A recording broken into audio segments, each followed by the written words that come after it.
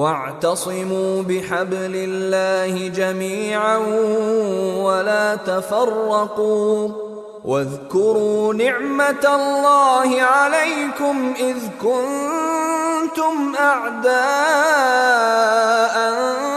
فألف بين قلوبكم فأصبحتم بنعمته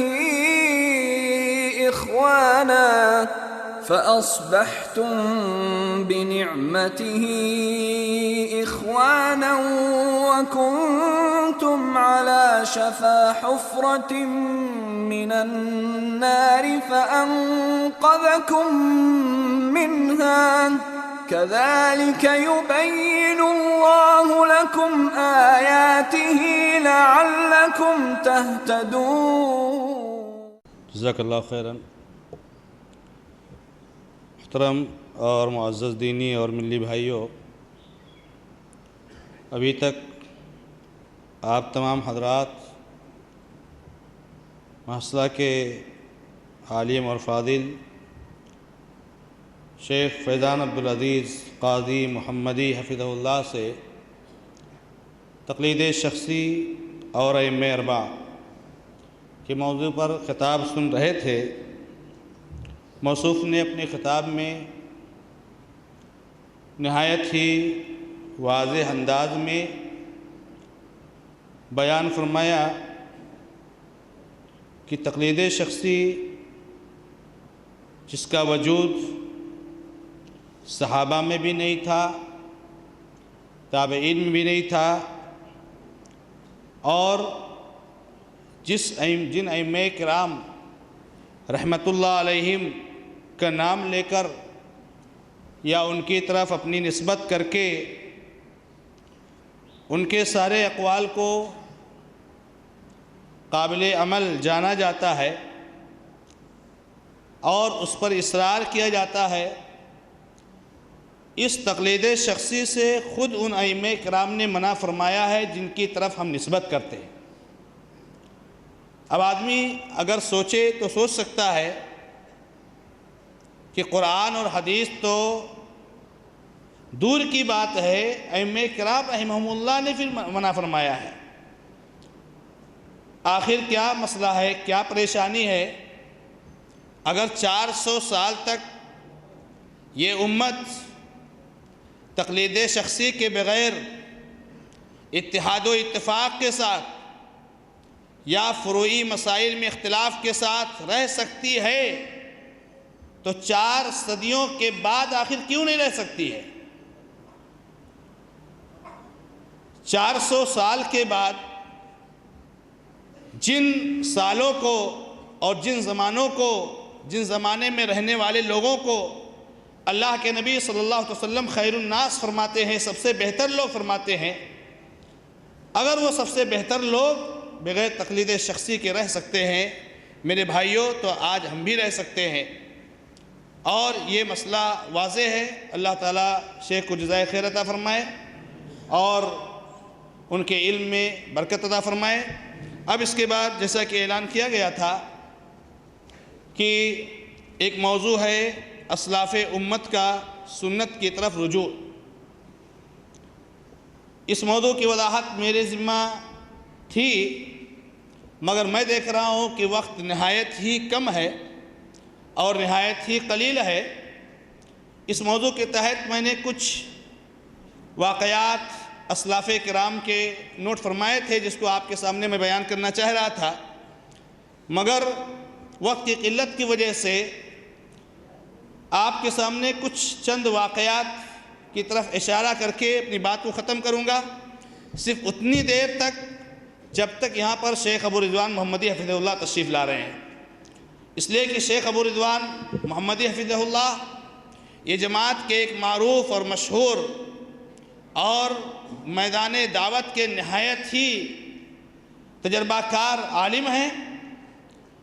میں نہیں چاہتا ہوں کہ ان کو وقت کم دے کر کے میں آپ کے بیچ میں مخل ہوں۔ موصوف کے آنے تک کچھ باتیں آپ کے سامنے رکھنا چاہوں گا۔ اسلاف کرام کا سنت رسول کی طرف رجوع، ہم اور آپ جانتے ہیں کہ اسلاف میں سب سے پہلے نمبر پر جو آتے ہیں وہ صحابہ کرام ہیں، اور صحابہ کرام اس امت کے سب سے افضل اور سب سے بہتر لوگ ہیں نبی صلی اللہ علیہ وسلم کے بعد۔ صحابہ کے بارے میں اگر کوئی شخص کسی طرح کا ہتک آمیز نظریہ رکھتا ہے تو اس کو اسلام قبول کرنے کے لیے تیار نہیں ہے۔ اہل حدیثوں کو جو اس چیز کی طرح منسوب کیا جاتا ہے کہ ہم صحابہ کی توہین کرتے، نعوذ باللہ، صحابہ کی شان میں گستاخی کرتے ہیں، یہ ایک اتہام ہے، یہ ایک الزام ہے جس کا مقصد آپ کو اہل حدیثوں سے دور رکھنا ہے، اہل حق سے دور رکھنا ہے، آپ کو گمراہی کے دلدل میں بھٹکاتے رہنا ہے، آپ کو گمراہی کے دلدل میں پھنسائے رکھنا ہے، اس لیے اس طرح کے اتہامات لگائے جاتے ہیں۔ ورنہ صحابہ کرام سے محبت، ان کی تعظیم اور ان کی تکریم اور ان کو اپنا مقتدی اور پیشوا ماننا، اللہ تبارک و تعالیٰ نے قرآن کریم میں ارشاد فرمایا السابقون الاولون من المہاجرین والانصار والذین اتبعوہم باحسان رضی اللہ عنہم ورضوا عنہ، کہ یہ سابق اول مہاجر اور انصار اور جن لوگوں نے ان کی پیروی کی، تو جو لوگ ان کے نقش قدم پر چلے، جنہوں نے ان کے منہج کو اپنایا، جنہوں نے ان کے عقیدہ کو اپنایا، اللہ تعالیٰ نے فرمایا کہ ان سے اللہ راضی ہو گیا اور ان سے اللہ خوش ہو گیا۔ تو صحابہ کرام رضی اللہ تعالیٰ عنہم یہ اسلاف کرام میں سب سے پہلے نمبر پر آتے ہیں۔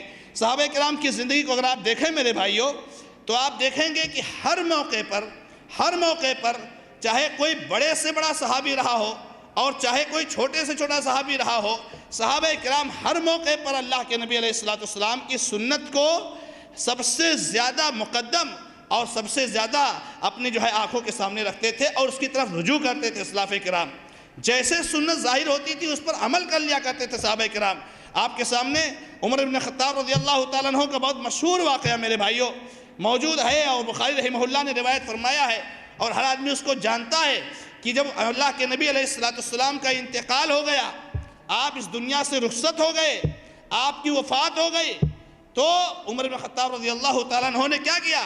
کہا کہ اگر کوئی شخص کہہ دے گا کہ اللہ کے نبی علیہ السلام کا انتقال ہوا ہے، اس کی گردن مار دوں گا۔ ننگی تلوار لے کر کے اور کھڑے ہو گئے اور کہا اگر کوئی کہے گا کہ اللہ کے نبی صلی اللہ علیہ وسلم کا انتقال ہو گیا تو اس کی گردن مار دوں گا۔ اللہ کے نبی علیہ السلام کے چہیتے صحابی ابوبکر صدیق رضی اللہ تعالیٰ عنہ کو جب معلوم ہوا تو ابوبکر صدیق رضی اللہ تعالیٰ عنہ نے آ کر کے خطبہ دیا اور خطبہ دے کر کے کہا، یہ آیت تلاوت فرمائی، وَمَا مُحَمَّدٌ إِلَّا رَسُولٌ قَدْ خَلَتْ مِن قَبْلِهِ الرُّسُلُ، اے لوگو محمد تو ایک رسول ہے، بہت سارے رسول گزر چکے ہیں، اس دنیا سے رخصت ہو چکے ہیں، ایسے محمد بھی مر سکتے ہیں، تم کو اتنا ٹینشن نہیں ہونا چاہیے۔ اور اس کے بعد ایھا الناس من كان يعبد الله من كان يعبد محمدا فإن محمدا قد مات ومن كان يعبد الله فإن الله حي لا يموت۔ ابوبکر صدیق نے خطبہ دیا کہ اے لوگوں، جو محمد صلی اللہ علیہ وسلم کی بات کرتا تھا تو محمد صلی اللہ علیہ وسلم مر چکے ہیں، اور جو اللہ کی بات کرتا تھا تو اللہ تبارک تعالیٰ حی ہے، ہمیشہ سے ہے اور ہمیشہ تک رہنے والا ہے، اس کے لیے موت نہیں ہے، اس کے لیے آغاز نہیں ہے، اس کے لیے انتہا نہیں ہے، اس کے لیے ابتدا نہیں ہے، اس کے لیے اختتام نہیں ہے، اللہ تعالیٰ ہمیشہ رہنے والا ہے۔ عمر بن خطاب رضی اللہ عنہ نے کیا کیا میرے بھائیوں؟ اپنے اس سوچ کو جو ان کے ذہن میں تھوڑی دیر کے لیے آیا تھا، فوراً اس آیت کی روشنی میں انہوں نے اس کو قبول کر لیا اور کہا ایسا مجھے لگا کہ جیسے یہ آیت ابھی نازل ہوئی ہے۔ اور کتنے واقعات آپ کے سامنے پیش کیے جائیں۔ اما عائشہ رضی اللہ تعالیٰ عنہ کا واقعہ اللہ کے نبی علیہ السلام کے انتقال کے فوراً بعد کا ہے کہ اما عائشہ رضی اللہ تعالیٰ عنہ نے جب نبی صلی اللہ علیہ وسلم کا انتقال ہوا، اللہ کے نبی علیہ السلام کی جو بھی مختصر سی چھوٹی سی جائیداد اور جو ترکہ تھا نبی علیہ السلام کا مختصر چیزوں پر مشتمل، اما عائشہ رضی اللہ تعالیٰ عنہ نے بحیثیت بیوی اس میں سے اپنے حصے کا مطالبہ کیا۔ ابوبکر صدیق ان کے والد محترم نے جب یہ حدیث بیان فرمائی کہ اللہ کے نبی علیہ السلام نے فرمایا نحن معاشر الانبیاء لا نورث ما ترکناہ فہو صدقہ، اے لوگوں سن لو، ہم انبیاء کی جماعت ہیں، ہم کسی کو اپنا وارث نہیں بناتے، ہم جو کچھ بھی چھوڑ دیتے وہ اللہ کے راستے میں صدقہ ہوتا ہے۔ اما عائشہ رضی اللہ تعالیٰ عنہ خاموش ہو گئی۔ کتنے ایسے واقعات آپ کو بیان کیے جائیں، وقت نہیں ہے۔ میں یہ کہنا چاہوں گا کہ جب اللہ کے نبی علیہ السلام کی سنت اسلاف کرام کے سامنے آ جاتی تھی تو میرے بھائیوں وہاں یہ بات نہیں ہوتی تھی کہ میں اس کو نہیں مانوں گا، یہ سنت ہو سکتا ہے ایسی ہو، وہ سنت ویسی ہو، وہ اس کو قبول کر لیتے تھے۔ آج ہمارے بہت سارے احباب میرے بھائیوں ذرا وہ سوچیں، جب اللہ کے نبی علیہ السلام کی سنت اور نبی علیہ السلام کی حدیث ان کے سامنے آتی ہے، اللہ تعالیٰ سب کی اصلاح فرمائے، تو کہتے ہیں یہ اللہ کے نبی علیہ السلام کی حدیث ہے، یہ اللہ کے نبی علیہ السلام سے بسندے صحیح ثابت ہے، مگر چونکہ ہم فلاں مسلک کے ماننے والے ہیں ہم اس پر عمل نہیں کر سکتے ہیں۔ میرے بھائیوں اعتراض اسی پر ہے میرے بھائیوں۔ آج دو متضاد چیزوں کو دو بالکل نقیض اور جسے کہتے ہیں ضد چیزوں کو حق ثابت کر دیا جاتا ہے، اس پر اعتراض ہے۔ اگر اللہ کے نبی علیہ السلام کی حدیثوں پر آدمی آئے تو اس طرح کی چیزوں کو جو ہے صحیح نہیں کہے گا۔ آج ایک ہی مسلمان یہ بھی کہتا ہے کہ جو ہے کیا نام ہے اللہ کے نبی علیہ السلام پر ایمان لانے والا یہ بھی کہتا ہے کہ اگر کوئی لڑکی بغیر ولی کے نکاح کر لے تو نکاح درست ہو جاتا ہے، اور یہ بھی کہتا ہے کہ نکاح کرنا حرام بھی ہے، درست نہیں ہوتا ہے۔ کہتے ہیں کہ اگر آپ شافعی ہو تو آپ کا نکاح نہیں ہوتا ہے، آپ حنفی ہو تو نکاح ہو جاتا ہے۔ کیا دین اسی طرح ہے میرے بھائیوں؟ دین اسی کا نام ہے میرے بھائیوں؟ اسی پر اعتراض ہے اور اسی کے بارے میں بات کی جاتی ہے، اسی کی اصلاح کی کوشش کی جاتی ہے کہ اللہ کے بندو آؤ، چاروں ائمہ کے اقوال کو پڑھو، چاروں ائمہ کے فتاووں کو لو، چاروں ائمہ کے اجتہادات پر غور کرو، جو اللہ کے نبی صلی اللہ علیہ وسلم کی حدیث کے مطابق ہو، ساری امت جم کر کے اس پر جم جائے، عمل کرے، اور آپس میں اختلاف و انتشار نہیں ہونا چاہیے۔ میں نہیں چاہتا کہ موصوف کا میں زیادہ وقت لوں، اس لیے کہ موصوف کا وقت سوا گھنٹے سے کم نہیں دینا چاہتا تھا، مگر موصوف نے خود ہی آنے میں تاخیر کی۔ میں نے شیخ سے کہا تھا کہ 11 بجے تک آ جائیے، بہرحال 1 گھنٹے کا وقت ہمارے پاس ہے۔ میں نہایت ادب و احترام کے ساتھ اپنا اللہ تعالیٰ سے دعا کرتے ہوئے کہ اللہ تعالیٰ ہم سب لوگوں کو اسلاف کرام کے منہج پر چلنے کی توفیق عطا فرمائے، میں موصوف سے مؤدبانہ گزارش کرتا ہوں، اور شیخ ابو رضوان محمدی جو جامعہ محمدیہ منصورہ مالیگاؤں سے فارغ ہیں، آپ وہیں پر کئی سالوں سے تدریس اور دعوت کے فرائض انجام دے رہے ہیں، اور جمعیت اہل حدیث صوبائی جمعیت اہل حدیث مہاراشٹر کے ناظم بھی ہیں، اور ماشاءاللہ آپ کی محنتیں اس میدان میں ہم سب لوگ جانتے ہیں اور دیکھتے ہیں، اور موصوف کئی بار یہاں پر تشریف لا چکے ہیں، بڑی لمبا سفر کر کے نہایت ہی محنت اور مشقت کے ساتھ یہاں پہنچے ہیں۔ اللہ تعالیٰ آپ کی رحمت کو قبول فرمائے۔ میں موصوف کو ادب کے ساتھ دعوت دیتا ہوں کہ آپ آئیں، اور آپ کا موضوع ہے تقلید شخصی قرآن حدیث اور اجماع امت کی روشنی میں۔ میں موصوف سے گزارش کرتا ہوں کہ اپنے موضوع کی وضاحت کریں۔ وجزاکم اللہ خیرا والحمدللہ رب العالمین۔ ان الحمد لله نحمده ونستعينه ونستغفره ونعوذ بالله من شرور انفسنا ومن سيئات اعمالنا، من يهده الله فلا مضل له ومن يضلل فلا هادي له، واشهد ان لا اله الا الله وحده لا شريك له، واشهد ان محمدا عبده ورسوله، اما بعد، اعوذ بالله من الشيطان الرجيم، بسم الله الرحمن الرحيم، یا ایھا الذین آمنوا اتقوا اللہ حق تقاتہ ولا تموتن الا وانتم مسلمون، یا ایھا الناس اتقوا ربکم الذی خلقکم من نفس واحدہ وخلق منها زوجها وبث منهما رجالا كثيرا ونساء واتقوا الله الذي تساءلون به والارحام ان الله كان عليكم رقيبا، یا ایھا الذین آمنوا اتقوا اللہ وقولوا قولا سدیدا یصلح لکم اعمالکم ویغفر لکم ذنوبکم ومن یطع اللہ ورسولہ فقد فاز فوزا عظیما۔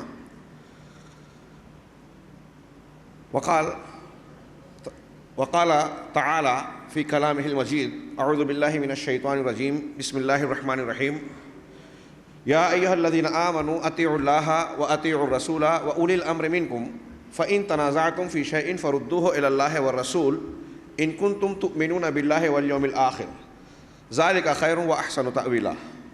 وقال تعالى ومن يشاقق الرسول من بعد ما تبين له الهدى ويتبع غير سبيل المؤمنين نوله ما تولى ونصله جهنم وساءت مصيرا۔ اس بامقصد پروگرام کے صدر محترم، علماء کرام، میرے بزرگوں اور دوستوں، اللہ تبارک و تعالیٰ کا ساری انسانیت پر ربوبیت و تخلیق کے معاملے کے بعد سب سے بڑا احسان جو اس نے انسانوں پر کیا وہ یہ کہ انسانوں کی مقصد حیات کو بتانے کے لیے، صراط مستقیم اور صحیح راستے کی تعیین کے لیے دنیا میں اچھی اور خوشگوار زندگی گزارنے کے لیے، آخرت میں نجات پانے کے لیے ہدایت و رہنمائی کا بھرپور انتظام فرمایا۔ حضرت آدم علیہ الصلاۃ والسلام سے لے کر جناب محمد رسول اللہ صلی اللہ علیہ وسلم تک نبوت کا سلسلہ جاری رکھا، اور بالآخر سید المرسلین جناب محمد رسول اللہ صلی اللہ علیہ وسلم پر اس سلسلے کی تکمیل فرمائی، اور آپ کی شریعت و نبوت کو انتہائی جامع اور مکمل کر دیا، اور اس کے تعلق سے یہ فرمایا کہ وما ارسلناک الا رحمۃ للعالمین، کہ ہم نے آپ کو تمام جہانوں کے لیے رحمت بنا کر بھیجا۔ اب آپ کی بعثت کے وقت سے لے کر قیامت تک ہر زمانہ، ہر علاقے کے لیے محمد رسول اللہ صلی اللہ علیہ وسلم کی نبوت اور تعلیمات راہ ہدایت اور مشعل راہ کا کام دینے والی ہیں۔ اللہ کے رسول صلی اللہ علیہ وسلم نے اپنی شریعت کو پوری طور سے پیش کر دینے کے بعد اعلان فرمایا کہ ترکتکم علی المحجۃ البیضاء، میں نے تم کو روشن شاہراہ پر چھوڑا ہے، لیلھا کنہارھا، اس کی راتیں بھی دن کی طرح روشن ہے، لا یزیغ عنہا الا ہالک، اس سے وہی شخص ہٹے گا، گمراہ ہوگا، بھٹکے گا جو ہلاکت میں جانے والا ہے۔ اس شریعت سے انحراف وہی کرے گا جو محمد رسول اللہ صلی اللہ علیہ وسلم کی شریعت ہے، جو ہلاک ہونے والا ہے۔ آپ نے یہ اعلان کر دیا اور آپ پر نبوت کا اختتام ہو گیا۔ اب آپ کے بعد کوئی نبی آنے والا نہیں، کوئی کتاب نازل ہونے والی نہیں، کوئی ہدایت مزید آنے والی نہیں، اللہ تبارک و تعالیٰ کی جانب سے۔ اللہ تبارک و تعالیٰ نے آپ کو آخری پیغمبر بنایا تو ساتھ ہی ساتھ یہ اعلان فرمایا کہ پچھلی امتوں نے اپنی کتابوں اور شریعتوں کو تبدیل کر دیا، بگاڑ دیا، خراب کر دیا، اس لیے نئی نبوت و شریعت کی ضرورت پیش آتی تھی۔ اب چونکہ نئے نبی آنے والے نہیں ہیں، نئی کتاب و ہدایت کا نزول ہونے والا نہیں ہے، اس لیے اس شریعت کہ قیامت تک حفاظت کی ذمہ داری میں نے خود لی۔ انا نحن نزلنا الذکر وانا لہ الحافظون، ہم نے اس ذکر کو، اس شریعت کو، اس قرآن کو نازل کیا ہے اور اس کی حفاظت کرنے والے ہم ہی ہیں۔ اب یہ حفاظت کیسے کی؟ اللہ تبارک و تعالیٰ نے فرشتوں کے پاس رکھ دیا، کسی خفیہ مقام پر چھپا دیا۔ شیعوں کے عقیدے کے مطابق امام غائب نے لے کر اسے کسی خفیہ مقام پر رکھے ہوئے ہے، ایسا نہیں کیا، بلکہ جناب محمد رسول اللہ صلی اللہ علیہ وسلم کے ارشاد کے مطابق آپ نے فرمایا، بخاری مسلم اور دوسری کتابوں میں الفاظ کے فرق سے یہ حدیث مختلف صحابہ کرام سے مروی ہے، آپ نے فرمایا لا تزال طائفۃ من امتی، میری امت کا ایک طائفہ برابر ظاہرینہ، بعض میں ہے قائمینہ، کہ وہ غالب رہے گا، قائم رہے گا علی الحق۔ میری امت کا ایک طائفہ، ایک گروہ ہمیشہ حق پر قائم رہے گا۔ اس موقع پر مجھے بہت ہی محدود وقت ہے، ذہن میں رکھیے کہ اللہ کے رسول صلی اللہ علیہ وسلم نے قیامت تک آنے والے فتنے اور مسائل کا ذکر فرما دیا۔ آپ نے یہ ارشاد فرما دیا تھا کہ یہود و نصارہ میں 72 فرقے ہوئے تھے، میری امت میں 73 فرقے ہوں گے۔ ان 73 فرقوں کے ہونے کے ساتھ ساتھ اختلافات اور انحرافات اور گمراہیوں کے پیدا ہونے کی پیشین گوئیوں کے ساتھ ساتھ آپ نے یہ بھی ارشاد فرمایا کہ میری قوم کا، میری امت کا ایک طائفہ ہمیشہ حق پر قائم رہے گا۔ حق کیا ہے؟ وہی حق ہے جس کو اللہ کے رسول صلی اللہ علیہ وسلم نے لوگوں تک پہنچایا اللہ کی طرف سے، اور اللہ تعالیٰ نے حکم دیا اتبعوا ما انزل الیکم من ربکم ولا تتبعوا من دونہ اولیاء، اپنے رب کی طرف سے جو تمہارے اوپر نازل کیا گیا ہے اس کی اتباع کرو، اور اس کے علاوہ دوسرے رفیقوں اور اولیاء اور دوستوں کی پیروی نہ کرو، قلیلا ما تذکرون، لیکن تم بہت کم نصیحت حاصل کرتے ہو۔ جو چیز اللہ نے نازل کی وہ کیا ہے؟ وہ القرآن ہے، الکتاب ہے، الحکمہ یا السنہ یا الحدیث ہے، قرآن اور حدیث۔ اللہ نے فرمایا کہ جو نازل کیا گیا ہے اس کی اتباع کرو۔ اللہ کے نبی جناب محمد رسول اللہ صلی اللہ علیہ وسلم سے بھی کہا ثم کیا ہے، آپ کو فرمایا اتبع ما یوحى الیک ولا تتبع من دونہ اولیاء، جو آپ کی طرف وحی کی گئی ہے اللہ کے رسول، آپ اسی کی اتباع کیجئے۔ اللہ کے رسول صلی اللہ علیہ وسلم نے یہی فرمایا ان اتبع الا ما اوحی الی، میں اسی چیز کی پیروی کرتا ہوں، اسی چیز کو مانتا ہوں جو میری طرف وحی کی گئی۔ آپ کی طرف وحی کی گئی وہ یا تو قرآن کی شکل میں ہے یا سنت کی شکل میں ہے، دونوں کو قرآن و حدیث میں حدیث کہا گیا، اس لیے اس کو ماننے والے کو اہل الحدیث کہا جاتا ہے، قرآن اور سنت کو ماننے والا۔ اس لیے امت کے پہلے شخص جو اہل الحدیث تھے وہ جناب محمد رسول اللہ صلی اللہ علیہ وسلم تھے۔ اتبعوا ما انزل، اور آپ نے پوری امت کو قیامت تک کے لیے کہا کہ اہل الحدیث بن کر رہنا۔ کیا فرمایا حجۃ الوداع کے موقع پر موطا امام مالک کی مشہور حدیث، ترکت فیکم امرین، میں نے تمہارے درمیان دو چیزیں چھوڑی ہے، دو چیزیں لن تضلوا ما ان تمسکتم بہما، اگر ان دونوں کو مضبوط تھامے رہو گے تو کبھی گمراہی کا شکار نہیں ہوگے۔ یہ حکم قرآن اور حدیث کے مختلف مقامات پر مختلف پیرایوں میں بار بار دیا گیا. وَاعْتَصِمُوا بِحَبْلِ اللَّهِ جَمِيعًا وَلَا تَفَرَّقُوا. اللہ کی رسی کو مضبوط پکڑے رہو اور فرقہ فرقہ نہ بنو. اس کا مطلب یہ ہوا کہ اللہ کی رسی کا جب تک مضبوطی سے پکڑنے کا حکم قائم رہے گا تفرقہ نہیں ہوگا. اور دوسرا مفہوم مخالف یہ ہوا کہ جب تمسک بحبل اللہ, اللہ کی رسی کو مضبوط تھامنا نہیں پایا جائے گا تو تفرقہ ہوگا. آج ہمارے یہاں تفرقہ ہے. اللہ کے نبی صلی اللہ علیہ وسلم نے فرمایا تھا کہ 2 چیزیں چھوڑے جا رہا ہوں, ان دونوں چیزوں کو مضبوط پکڑے رہو گے تو کبھی گمراہی کا شکار نہیں ہوگے. میں پورے ادب و احترام کے ساتھ عرض کرنا چاہتا ہوں, کسی پر طنز کیے بغیر, یہ دین کا معاملہ ہے, ہماری ذات کا, خاندان کا, گھر کا معاملہ نہیں ہے. ہمارے وہ بھائی جو یہ سمجھ رہے ہیں کہ ہم ان کے مخالف ہیں, جی نہیں, ہم ان کے خیر خواہ ہیں. اگر ہماری باتیں صحیح ہیں تو غور کیجئے. آپ سوچئے کہ جناب محمد رسول اللہ صلی اللہ علیہ وسلم نے فرقہ بندی کی پیشین گوئی فرمائی, یہ بتایا کہ گمراہیاں پیدا ہوں گی, یہ بتایا کہ میری امت میں ایسے ایسے فتنے پیدا ہوں گے. ان فتنوں سے بچنے کے لیے, حق پر قائم رہنے کے لیے تمہارے درمیان صرف 2 چیزیں ہیں. یہ نہیں فرمایا کہ فلاں امام کا دامن تھام لینا, فلاں کی تقلید کر لینا, فلاں فرقے سے اپنے آپ کو وابستہ کر لینا. فرمایا کتاب اللہ و سنتی, میری اللہ کی کتاب اور میری سنت, ان دونوں کو تھامے رہو گے کبھی گمراہ نہیں ہوگے. ارباز بن ساریہ کی مشہور حدیث میں یہ بھی فرمایا, وہ جو لمبی حدیث ہے, وقت کم ہے, میں صرف محل استشہاد پیش کر رہا ہوں, کہ صحابہ نے کہا کہ ایسا لگتا ہے کہ رخصتی کا خطاب ہے, آپ ہمیں وصیت کیجئے. آپ نے تقوی کا, سمع و اطاعت کا حکم دیا, اور اس کے بعد فرمایا کہ اِنَّهُ مَن يَعِشْ مِنْكُمْ فَسَيَرَى اخْتِلَافًا كَثِيرًا. میرے بعد, سنن کی مشہور روایت ہے, یہ بھی میں سمجھتا ہوں کسی کو اختلاف نہیں ہے اس حدیث کے استدلال کرنے میں یا ماننے میں, میرے بعد جو زندہ رہے گا وہ بہت سے اختلافات دیکھے گا. گویا اللہ کے رسول نے بتایا کہ اختلافات ہوں گے. اب کیا کرنا ہے ان اختلافات میں؟ جب اختلافات ہوں تو ان اختلافات میں راہ حق پر قائم رہنے کی, یا کشتی نوح تو اس طوفان کی, اختلافات کے طوفان میں کون ہوگا؟ فعلیکم بسنتی, تم پر میری سنت لازم ہے. اور سلف و خلف کے مفسرین کی بہت سی جماعت یہ کہتی ہے کہ جہاں قرآن میں, حدیث میں کہا گیا اللہ کے رسول کی اطاعت کرو, سنت کی اتباع کرو, تو اس میں قرآن و حدیث دونوں کی اتباع آ گئی, اس لیے کہ اللہ کے رسول صلی اللہ علیہ وسلم انہی دونوں کو پیش کرتے تھے, پہنچاتے تھے اور اتباع کرتے تھے. علیکم بسنتی, تم پر میری سنت لازم ہے, وسنت الخلفاء الراشدین المہدیین من بعدی, اور میرے بعد میرے ہدایت یافتہ خلفائے راشدین کی سنت لازم ہے. عضوا علیہ بالنواجذ, دانتوں سے لے اس کو اچھی مضبوطی سے پکڑ لو اور اس پر قائم رہو. وَإِيَّاكُمْ وَمُحْدَثَاتِ الْأُمُورِ, اور یہ یاد رکھنا نئے نئے امور سے بچنا. اللہ کے رسول صلی اللہ علیہ وسلم اور صحابہ کے زمانے میں جو چیزیں تھیں وہی دین ہے.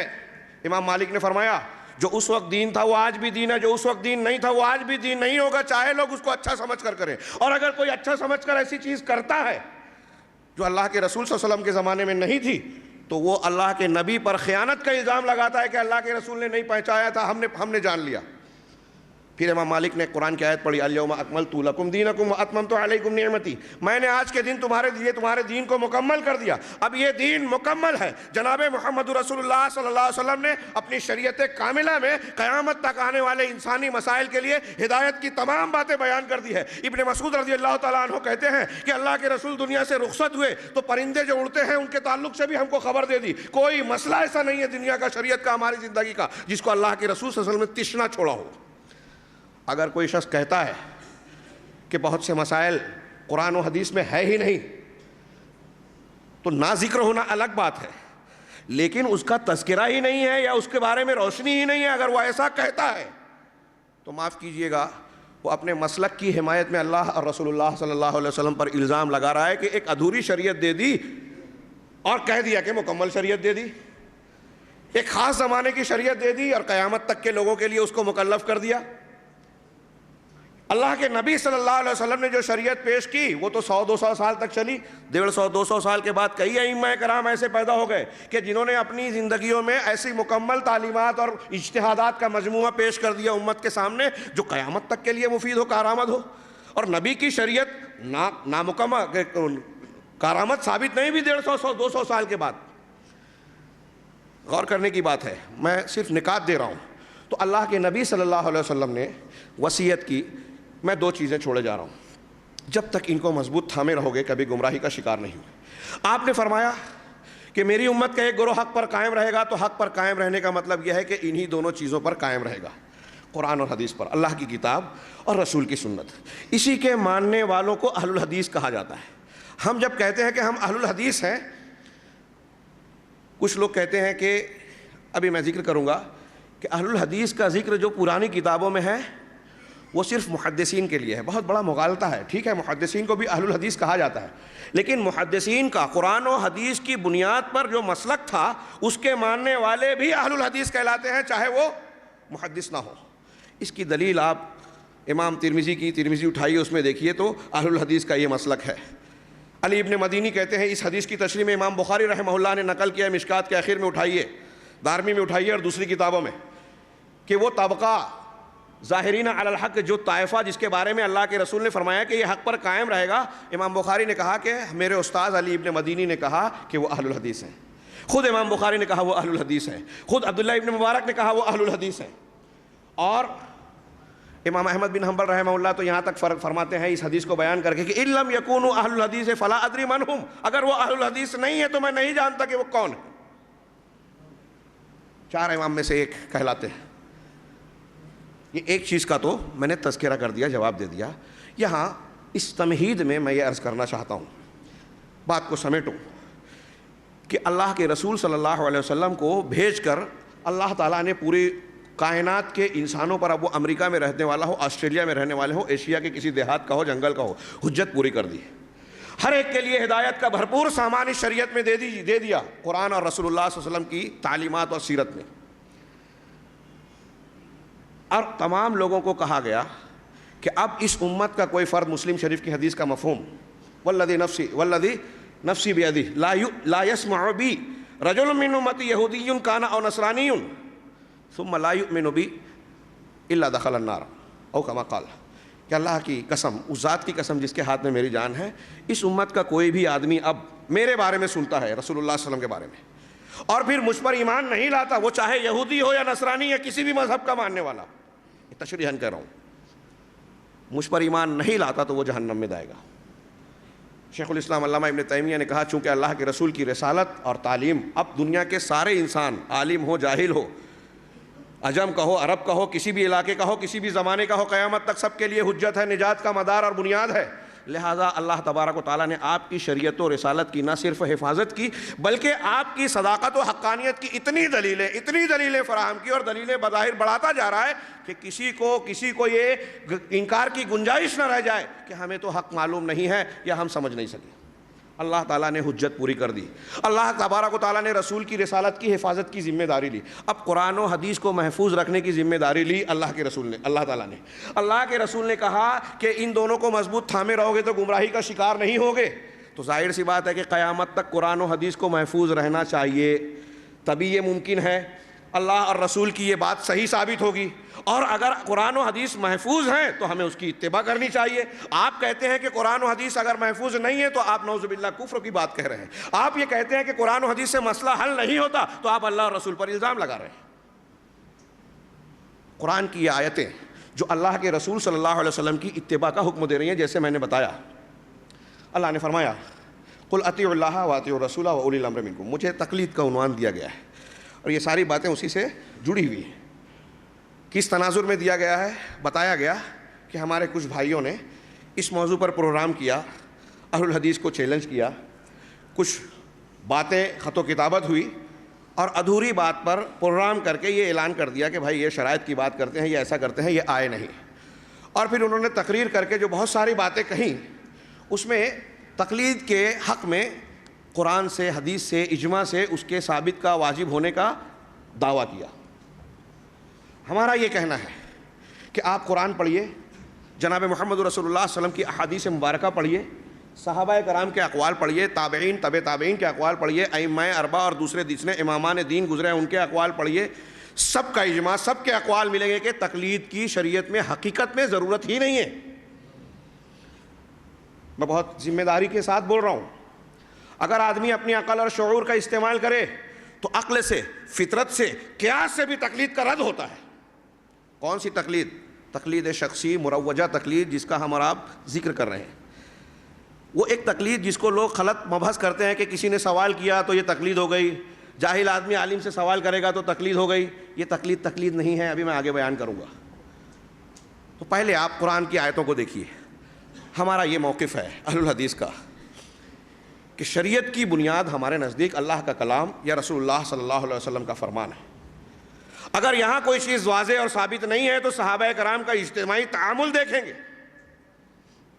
علماء سلف میں جتنے بھی لوگ گزرے ہیں ائمہ اربعہ کے ساتھ، امام ابو حنیفہ، امام شافعی، امام مالک، امام احمد بن حنبل رحمہم اللہ کے ساتھ جتنے بھی ائمہ ہیں، سب کی خدمات کو ہم انتہائی قدر کی نگاہ سے دیکھتے ہیں، سب کے احترام کو ضروری مانتے ہیں اور ان کی خدمات سے استفادہ، ان کی خدمات اور علمی ورثے کو اپنا دینی ورثہ مانتے ہیں اور اس سے اس استفادے کو ہم اپنے دین کا حصہ مانتے ہیں کہ ان کے ذریعے سے قرآن و حدیث کو سمجھنا چاہیے. لیکن ہمارا بہت دو ٹوک اور صاف موقف ہے جو اللہ رسول کا حکم بھی ہے، صحابہ سے لے کر آج تک تمام اہل السنہ والجماعہ کا کھلا موقف ہے کہ اگر جناب محمد رسول اللہ صلی اللہ علیہ وسلم کی کوئی بات، کوئی حدیث، کوئی سنت اگر دنیا کی کسی بھی شخصیت سے ٹکرا گئی تو دنیا کا کوئی بھی انسان ہو، امام کی بات چھوڑیے، کوئی صحابی ہو، صحابی کی بات چھوڑیے، کوئی دوسرے نبی ہو، ہم جناب محمد رسول اللہ صلی اللہ علیہ وسلم کی بات کو ترجیح دیں گے.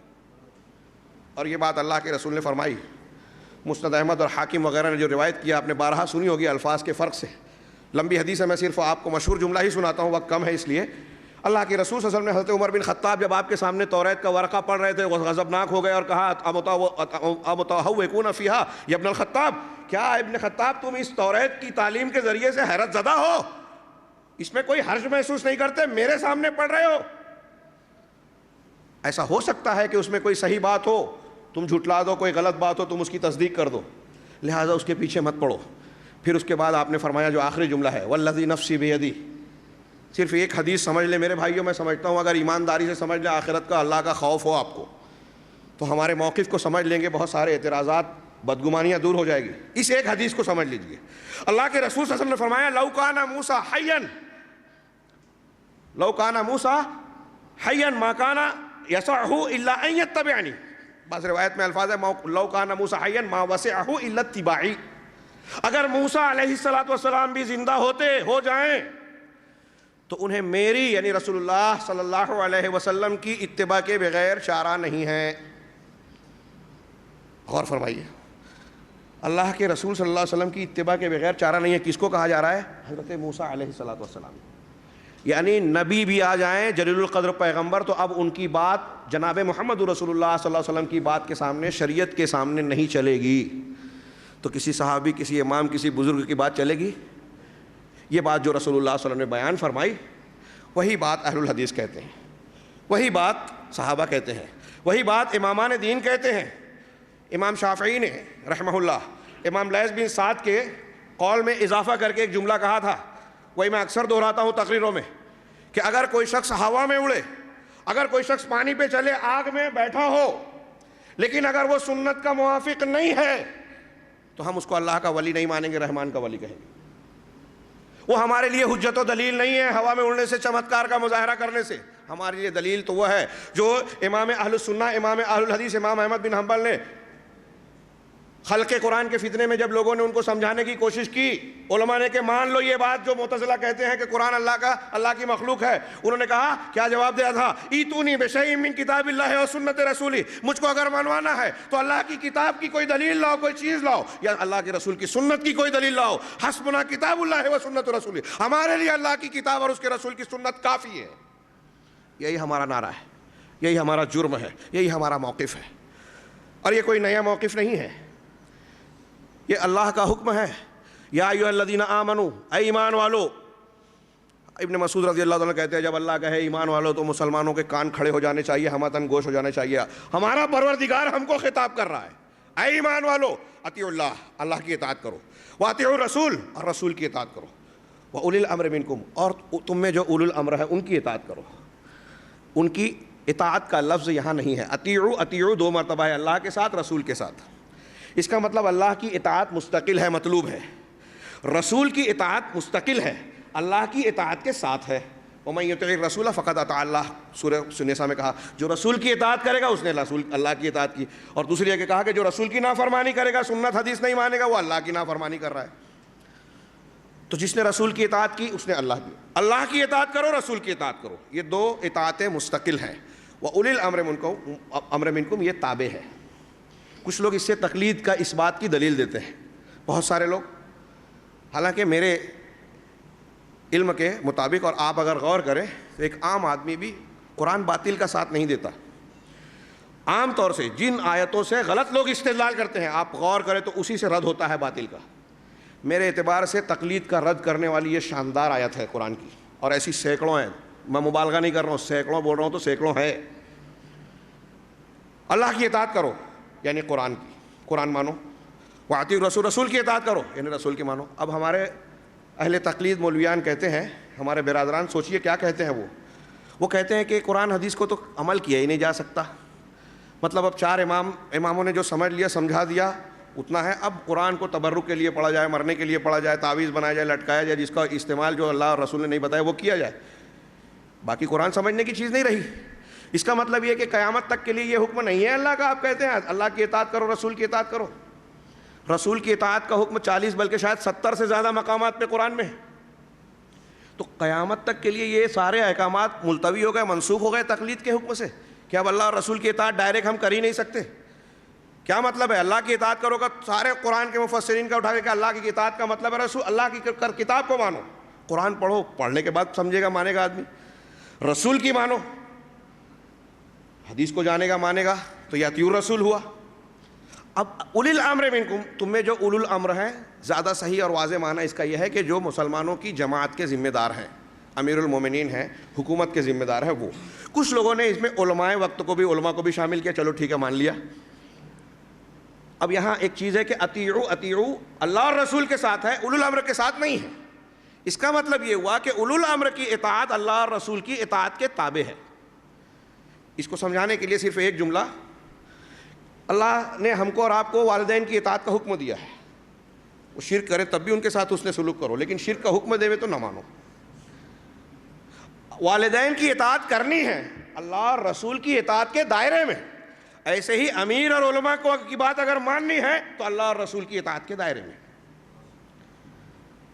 اب اس کے آگے چلیے، اسی آیت میں آگے کہا فَإِن تَنَازَعْتُمْ فِي شَيْءٍ، اگر تمہارا کسی معاملے میں اختلاف ہو، اللہ تعالیٰ کہہ رہا ہے کہ تمہارا اختلاف ہو، اب 3 چیزوں کا کہا، اللہ کی اطاعت کرو، رسول کی اطاعت کرو اور اولو الامر کی، تو ان تینوں میں اختلاف کس سے ہو سکتا ہے؟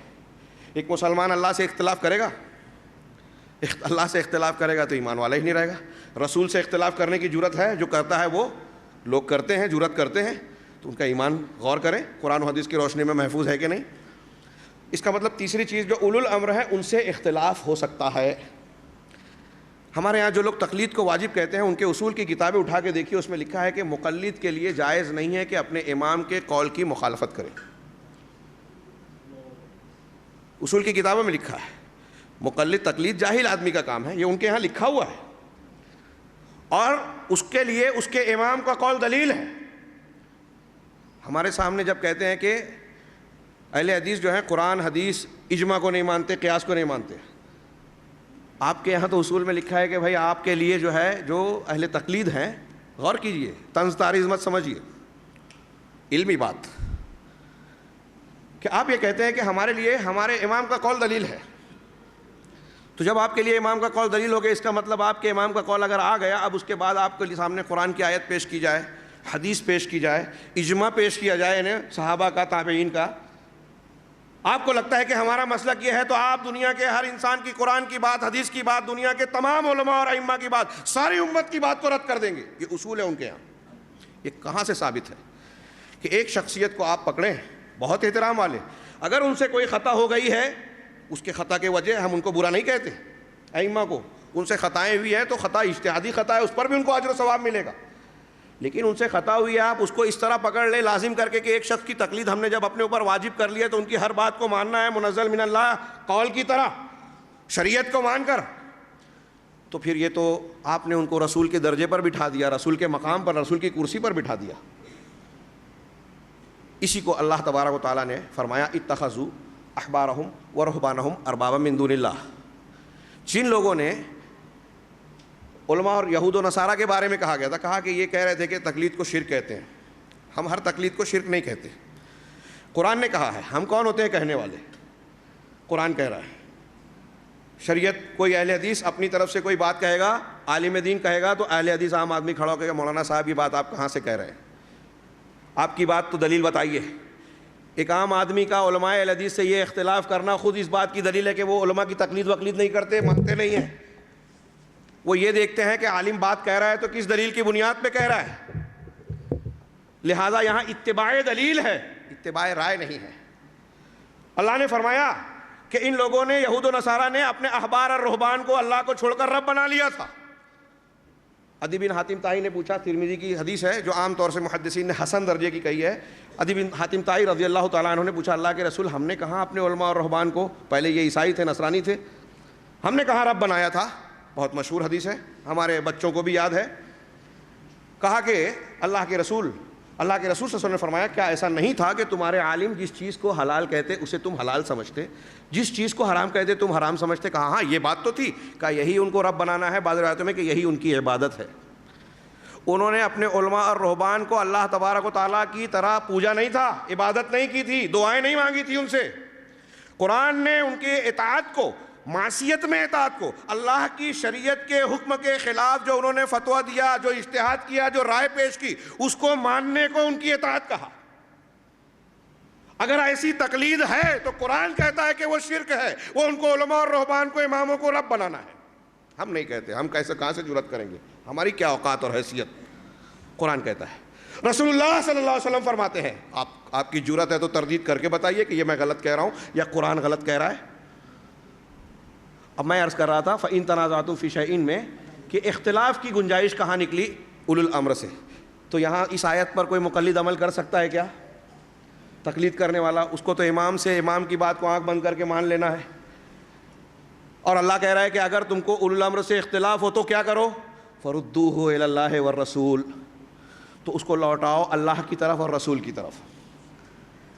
لوٹاؤ اللہ کی طرف. اللہ کی طرف لوٹانا یعنی قرآن کی طرف, رسول کی طرف لوٹانا یعنی حدیث کی طرف. بہت جامع, یاد رکھیے گا یہ آیت. اس میں اللہ قرآن اور حدیث کی حجت کے ساتھ ساتھ اجماع اور قیاس کی حجیت کی بھی دلیل ہے. اختلاف کہاں ہوتا ہے؟ جہاں قرآن اور حدیث میں بہت واضح حکم نظر نہ آئے تو وہیں اختلاف ہوگا. اب ایسی چیزوں کو لوٹانا ہے قرآن و حدیث کی طرف. اس کا مطلب اللہ جب یہ حکم دے رہا ہے کہ لوٹاؤ ان اختلافات کو, تو مطلب یہ ہوا کہ ان اختلافات کا حل قرآن و حدیث میں موجود ہے, اگرچہ سب کی سمجھ میں نہیں آ رہا ہے. تو اب لوٹائے گا کون؟ جو صاحب غور و فکر, صاحب علم و اجتہاد ہو, جیسا کہ یہ صاحبان بھی فرماتے ہیں. تو وہ غور کرے گا, یہی غور و فکر کرنا, یہ اجتہاد ہے. فَإِن تَنَازَعْتُمْ فِي شَيْءٍ, اگر تمہارا اختلاف ہے تو لوٹانا ہے, اگر اختلاف نہیں ہے تو اجماع ہوا, اس میں کوئی مسئلہ ہی نہیں ہے, یہ اجماع کو ماننا ہو گیا. اور اگر اختلاف ہے تو لوٹانا ہے, قیاس کرنا ہے. اب اجماع اور قیاس کی بھی بحث ہے جو آگے میں تھوڑی سی پیش کروں گا, یہاں موقع نہیں ہے. عرض یہ کرنا ہے کہ اختلاف کی شکل میں اللہ اور اس کے رسول کی طرف لوٹانا ہے. اس پر عمل آج منہج اور موقف کے اعتبار سے دنیا میں روئے زمین پر اس آیت پر کوئی عمل کر سکتا ہے تو وہ اہل الحدیث ہے. آپ بتائیے, ہمارے یہاں اصول ہے کہ اختلافات ہوں تو قرآن حدیث کا جو فیصلہ ہے سر آنکھوں پر. آپ کے یہاں یہ اصول ہے کیا کہ آپ کے یہاں اختلاف ہو, ہمارے بیچ میں اور آپ کے بیچ میں جھگڑا ہو رہا ہے, مناظرہ ہو رہا ہے, کوئی بات ہو رہی ہے, آپ کو ہم نے حدیث پیش کی, اللہ کے رسول کا فرمان بتایا, آپ قبول کریں گے؟ ہمیں پیش کیجئے, ہم قبول کر لیں گے. اہل حدیث کا یہی موقف ہے. اس آیت سے رد ہوتا ہے. میں اور کچھ آیتیں پیش کرنا چاہتا تھا, کچھ حدیثیں پیش کرنا چاہتا تھا, لیکن اگر میں وہ پیش کرنے لگوں تو جو نکات میں نے یہاں سے منگوائے تھے کہ ہمارے علماء شافعی برادران نے جو باتیں بیان کی تھی تقلید کے حق میں, وہ میرے سامنے ہے کچھ باتیں. میں چاہتا ہوں کہ صرف انہی نکات کو جو انہوں نے پیش کیے تھے سرسری اس کم وقت میں بیان کر دوں کہ انہوں نے کس طریقے سے, ہم اگر ان کے ساتھ حسن ظن رکھیں تو یہ کہیں کہ ان کی غلط فہمی ہے, انہوں نے غلط سمجھا ہے.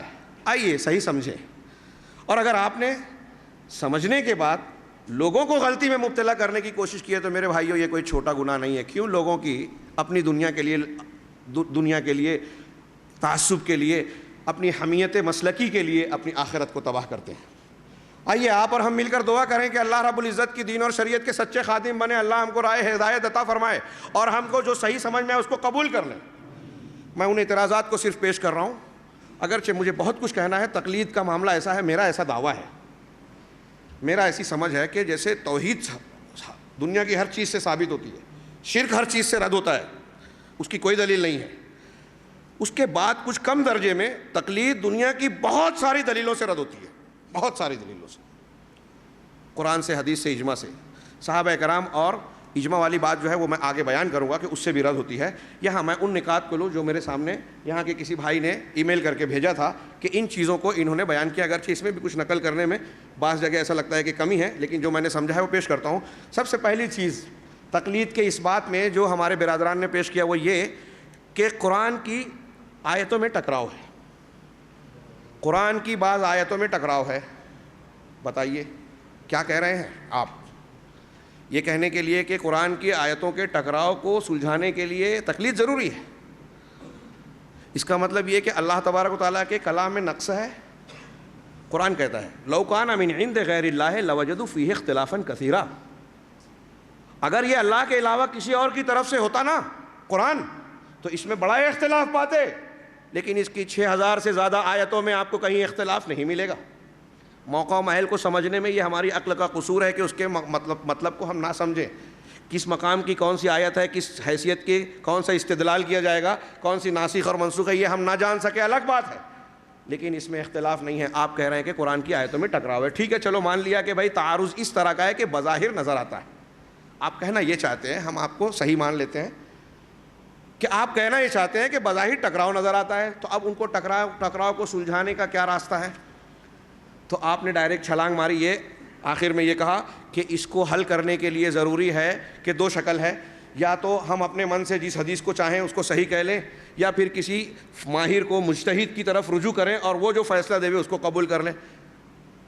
ہر معاملے میں جھول ہے، کمزوری ہے، لیکن میں یہ عرض کرنا چاہتا ہوں کہ سب سے پہلی بات کہ اگر قرآن میں ٹکراؤ ہے بالفرض ظاہری طور سے، تو قرآن اللہ تبارک و تعالیٰ نے رسول اللہ صلی اللہ علیہ وسلم پر نازل کیا، اور اللہ کے رسول صلی اللہ علیہ وسلم کے کاموں میں سے ایک کام یہ بتایا کہ آپ کا کام ہے، ذمہ داری ہے کہ آپ لوگوں کو قرآن کے معنی اور مطلب کی تشریح کر کے بیان کریں۔ اگر اللہ کے رسول صلی اللہ علیہ وسلم پر نازل ہوا اور 23 سالہ دور حیات میں آپ نے اسے بیان نہیں کیا، تو اس کا مطلب یہ کہ قرآن کی تشریح کو آپ نے تشنا چھوڑ دیا، آپ نے اپنی ڈیوٹی اور وظیفہ اور ذمہ داری پورا نہیں کی، یعنی آپ اللہ کے رسول پر الزام لگا رہے ہو۔ قرآن کہتا ہے سورہ نحل کی بہت ہی مشہور آیت، وَنَزَّلْنَا إِلَيْكَ الذِّكْرَ لِتُبَيِّنَ لِلنَّاسِ مَا نُزِّلَ إِلَيْهِمْ، آیت صحیح پڑھا میں نے کہ ہم نے اس ذکر کو، قرآن کو آپ پر نازل کیا، آپ کی طرف نازل کیا۔ کیوں نازل کیا؟ ٹکڑے ٹکڑے نازل کیا تاکہ آپ لوگوں کے سامنے اس ذکر کو، اس کی احکامات کو، اس کی باتوں کو کھول کھول کر صاف صاف بیان کریں۔ تو رسول اللہ صلی اللہ علیہ وسلم کا کام ہے کہ قرآن کے اجمال کی تفصیل بیان کرنا، اس میں دو بظاہر ایک خاص ہے ایک عام ہے، تو اس کی وضاحت کر دینا وغیرہ وغیرہ، اور آپ نے یہ کام کیا، ہم ایسا مانتے ہیں۔ اللہ کے رسول صلی اللہ علیہ وسلم کے تمام صحابہ جو حجۃ الوداع میں حاضر تھے، سب نے یہ گواہی دی تھی، ہم بھی دیتے ہیں۔ اللہ کے رسول نے پوچھا تھا کہ الا هل بلغت، کیا میں نے پہنچا نہیں دیا شریعت پوری پوری؟ سب نے کہا نعم بلا یا رسول اللہ، انک قد بلغت وادیت، ہاں اللہ کے رسول آپ نے حق ادا کر دیا، امانت پہنچا دی اور تبلیغ کر دی۔ آپ کہہ رہے ہیں کہ نہیں کی، صحابہ نے کہا تھا پہنچا دیا، ہم کہتے ہیں پہنچا دیا۔ اب مثال دی، چلیے ٹھیک ہے کچھ مثالیں پیش کیجیے۔ تو ہمارے فاضل مقرر صاحب نے جو مثال دی تھی وہ یہ تھی کہ قرآن میں متوفی عنہا زوجہا کی عدت 4 مہینے 10 دن بیان کی گئی ہے، یعنی ایک عورت ہے جس کے شوہر کا انتقال ہو گیا، تو قرآن کہتا ہے یتربصن بانفسہن 4 اشہر و10 کہ وہ اپنے آپ کو 4 مہینے 10 دن روکے رکھیں گے۔ سورہ بقرہ کی ایک آیت میں یہ ہے۔ اب ایک عورت جو ہے وہ دوسری کہہ رہے ہیں کہ دوسری جگہ سورہ طلاق میں فرمایا وَأُولَاتِ الْأَحْمَالِ أَجَلُهُنَّ أَن يَضَعْنَ حَمْلَهُنَّ، سورہ طلاق کی آیت، کہ جو حمل والی عورتیں ہیں جن کے پیٹ میں بچہ ہے، اگر ان کو شوہر طلاق دیتا ہے تو ان کی عدت یہ ہے کہ ان کے بچے کی ولادت ہو جائے، کہ وہ اپنے بچے وضع کر دیں، یعنی وضع حمل ہو جائے، بچہ پیدا ہو گیا اس کی عدت ختم۔ شوہر نے ابھی طلاق دیا، دوسرے دن اگر بچہ پیدا ہو گیا تو اس کی عدت ختم۔ شوہر نے طلاق دیا 8 مہینے بعد اگر بچہ پیدا ہو رہا ہے تب تک عدت جاری رہے گی۔ تو کہا کہ یہ ٹکراؤ ہے۔ انہوں نے یہ کہا، حالانکہ اس میں واضح نہیں ہے لیکن میں نے ایسا سمجھا کہ وہ یہ کہنا چاہتے ہیں کہ اگر ایک ہی عورت ہے، اب اس کو پیٹ میں بچہ بھی ہے اور اس کے شوہر کا انتقال بھی ہو گیا، تو پھر دونوں میں سے کون سی آیت پہ عمل کیا جائے گا؟ غالباً وہ یہ کہنا چاہتے ہیں ہمارے فاضل دوست، فاضل برادر بھائی کہ ایک بیوہ عورت حمل سے بھی ہے تو قرآن کی دونوں آیتوں میں سے کس پر عمل کرے؟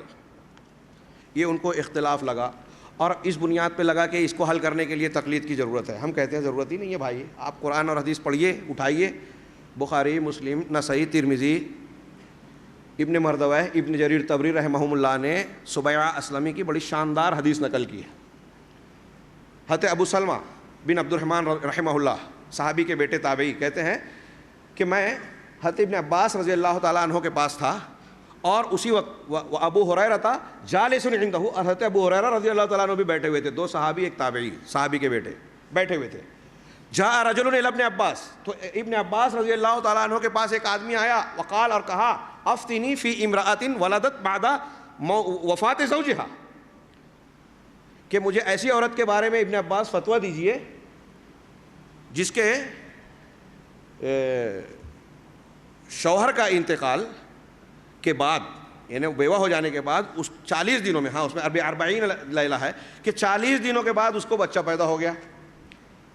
شوہر کا انتقال ہوا, بیوہ ہے, اور انتقال کے 40ویں دن, 40 دن کے بعد بچے کی ولادت ہو گئی, تو اس کے بارے میں بتائیے کہ اب وہ کیا کرے. تو حضرت ابن عباس رضی اللہ عنہ نے کہا, تعتد آخر الاجلین, بعض روایتوں میں ابعد الاجلین, کہ وہ دونوں مدتوں میں سے جو لمبی مدت ہے بعد والی اس کی عدت گزارے گی. یعنی اگر 4 مہینہ 10 دن پہلے ہو رہا ہے تو بچہ, اور بچہ بعد میں پیدا ہو رہا ہے تو بعد میں جو بچہ پیدا ہو رہا ہے اس کا لحاظ کیا جائے گا. حضرت ابن عباس کے قول کی تشریح کر رہا ہوں. اور اگر بچہ پہلے پیدا ہو گیا, سمجھ لیجیے 1 مہینے میں بچہ پیدا ہو گیا, 40 دن میں ہو گیا, تو پھر وہ 4 مہینہ 10 دن والی لمبی رہے گی, اس کا اعتبار کرے گی. یہ حضرت ابن عباس رضی اللہ تعالیٰ عنہ نے فتویٰ دیا. ابو سلمہ جو تابعی ہیں, ان سے کم درجے کے ہیں, صحابی نہیں ہے, غور کیجئے, ہمارے بھائی شواف بھائی, کہ وہ کہتے ہیں کہ حضرت ابن عباس, اللہ کے رسول کا, اللہ تعالیٰ کا تو فرمان ہے, وَأُولَاتِ الْأَحْمَالِ أَن يَضَعْنَ حَمْلَهُنَّ أَجَلُهُنَّ أَن يَضَعْنَ حَمْلَهُنَّ, یہ سورہ طلاق والی آیت پیش کی کہ حمل والی عورتوں کی عدت یہ ہے کہ وہ وضع حمل ہو جائے. تو حضرت ابن عباس نے کہا کہ میں سمجھتا ہوں کہ یہ حمل والی عورتوں کے لیے الگ ہے اور یہ متوفی عنہا زوجہا کا معاملہ الگ ہوگا. حضرت ابو ہریرہ رضی اللہ تعالیٰ عنہ جو بیٹھے ہوئے تھے, انہوں نے کہا کہ انا مع ابن اخی, میں اپنے بھتیجے کے ساتھ ہوں. حضرت ابن عباس سے کہا کہ آپ نے یہ فتویٰ دیا, لیکن میری رائے میں بھی یہ ابو سلمہ کی جو بات ہے یہی صحیح ہے کہ بچے کی ولادت ہو گئی تو اس کی عدت ختم, اس کا اعتبار ہوگا. جب اختلاف ہو گیا صحابہ میں, تو اب آپ کہتے ہیں کہ کیسے حل کیا جائے.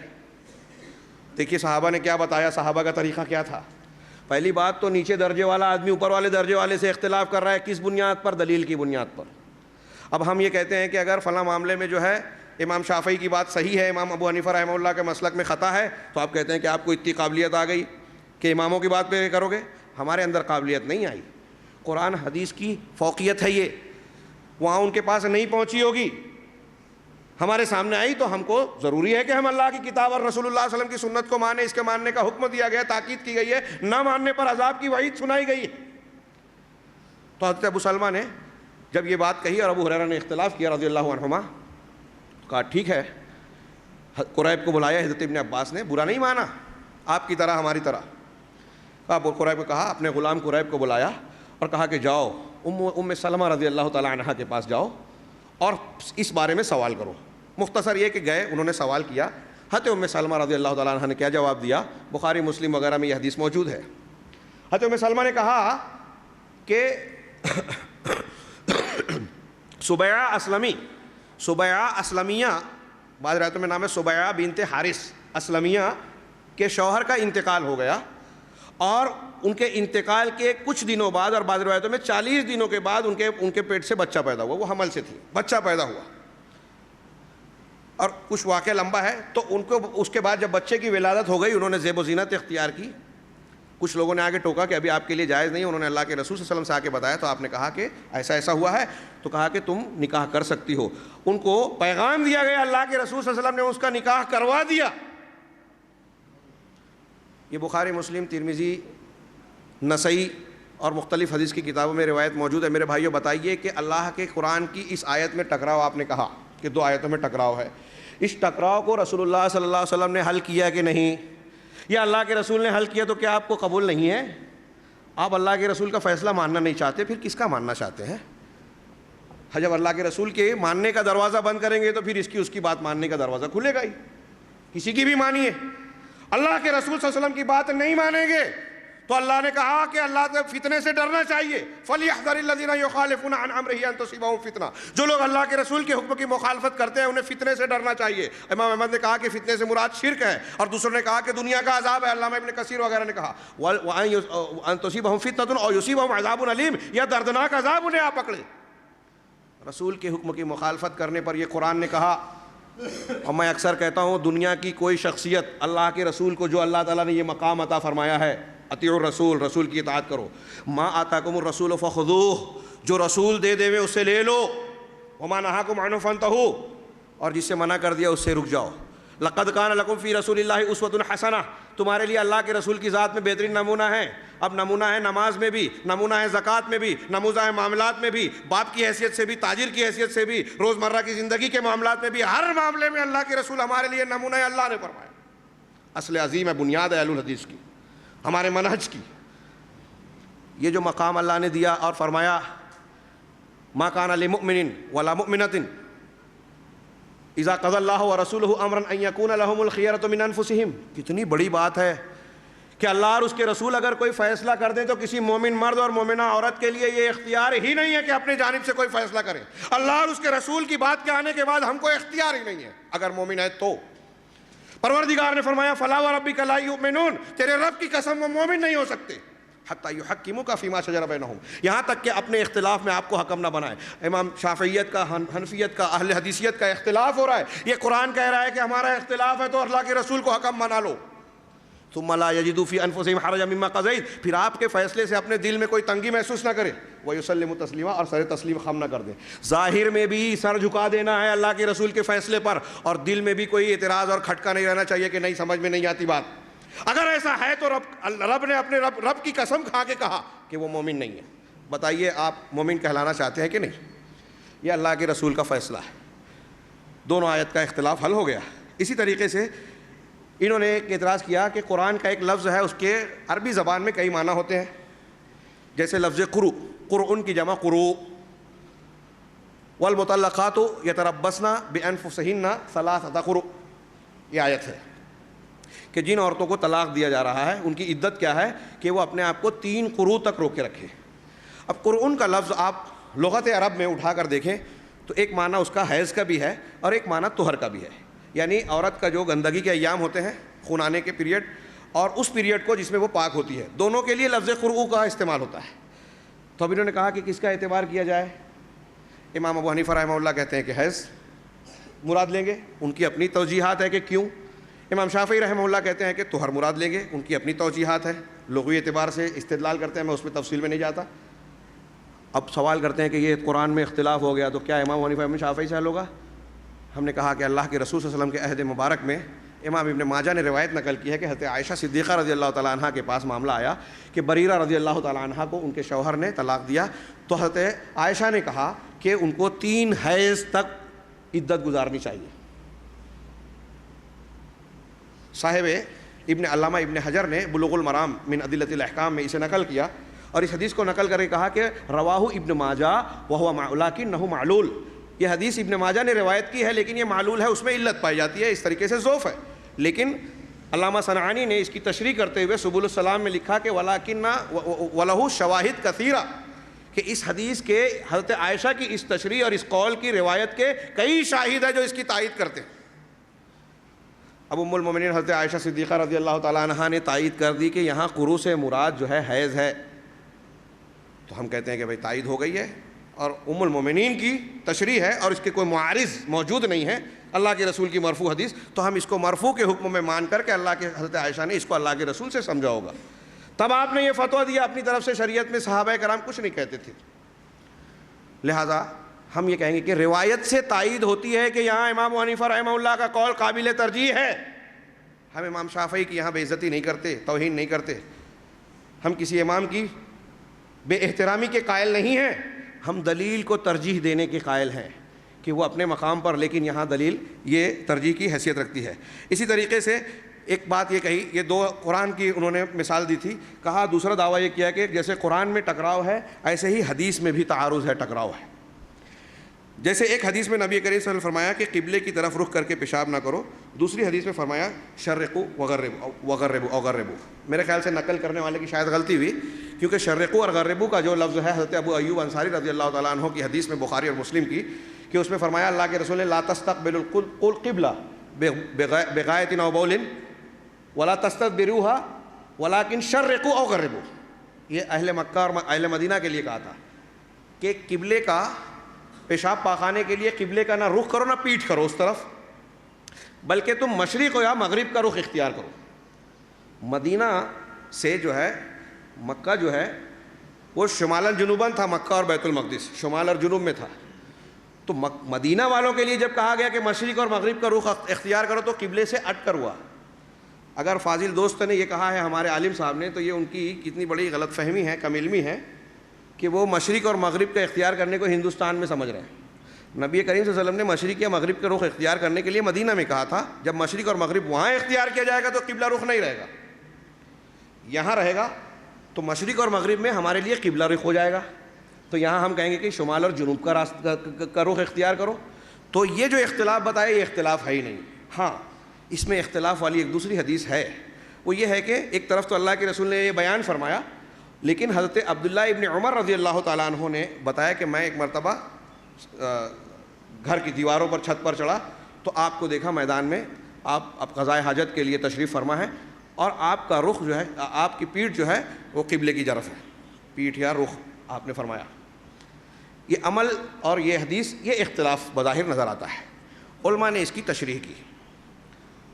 میں تفصیل میں جاؤں تو ائمہ کرام کے الگ الگ ہیں کہ بھائی یہ گھر کے اندر ہو تو اس کا حکم الگ ہوگا، میدان میں ہو تو الگ رہے گا.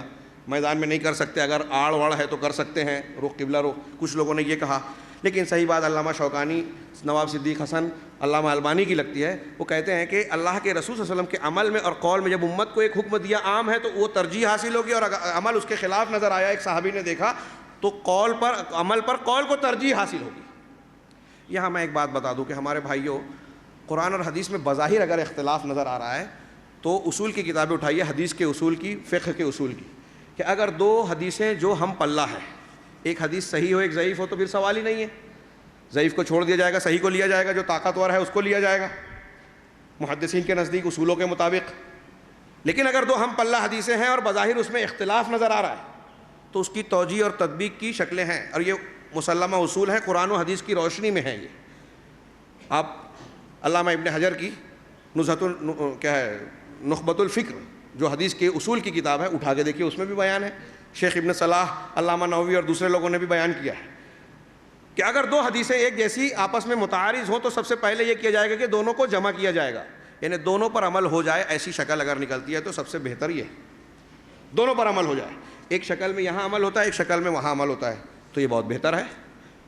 اگر جمع کی کوئی شکل نہیں ہے تو اگر ان میں سے کون سی پہلے کی ہے کون سی بات کی یہ پتہ چل جائے تو بعد والی کو ناسخ اور پہلے والی کو منسوخ مانا جائے گا. اور اگر یہ پتہ نہ چلے کہ کون پہلے کی کون بات کی ہے تو ترجیح کے مختلف وجوہ میں سے جو قابل ترجیح ہے اس کو ترجیح دی جائے گی، اور جو قابل ترجیح نہیں ہے اس کو مرجوح قرار دیا جائے گا.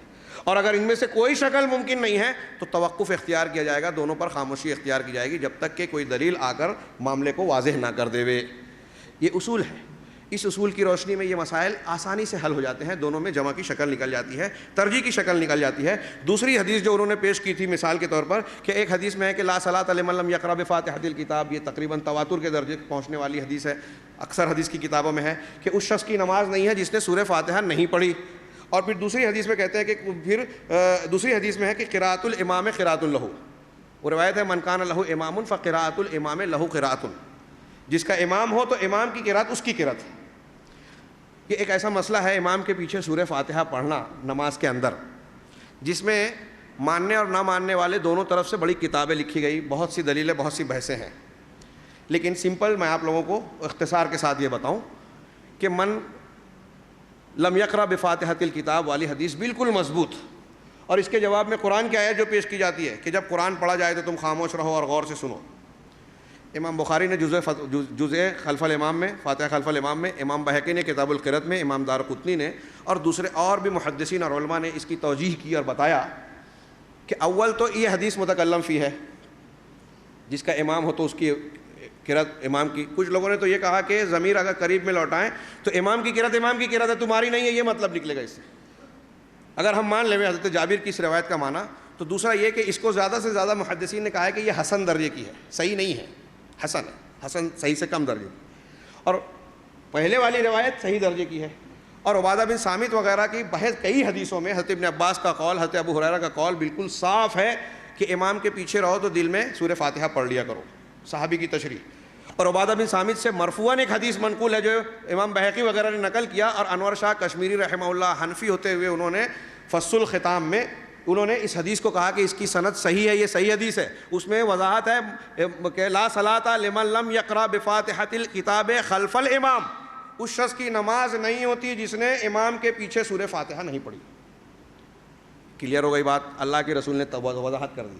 اب یہ لگ رہا ہے کہ اختلاف ہے, تو اگر ان حدیثوں کو اور قرآن کی آیت کو ہم مان بھی لیں کہ چلو یہاں اس معاملے میں بنتی ہے, تو اختلاف کا حل کون کرے گا؟ اللہ کے رسول کریں گے یا ہم کریں گے؟ اللہ کے رسول پر یہ قرآن کی آیت نازل ہوئی اور آپ نے کہا کہ میرے پیچھے رہا کرو تو دوسرا کچھ نہ پڑھا کرو, ہاں ام الکتاب پڑھ لیا کرو, اس لیے کہ اس کے بغیر نماز بریدہ ہے, خداج ہے. تو اللہ کے رسول کی تشریح لیں گے یا کسی امتی کی؟ اللہ کے رسول نے فرمایا کہ سورہ فاتحہ پڑھ کے دوسری کوئی چیز نہ پڑھو.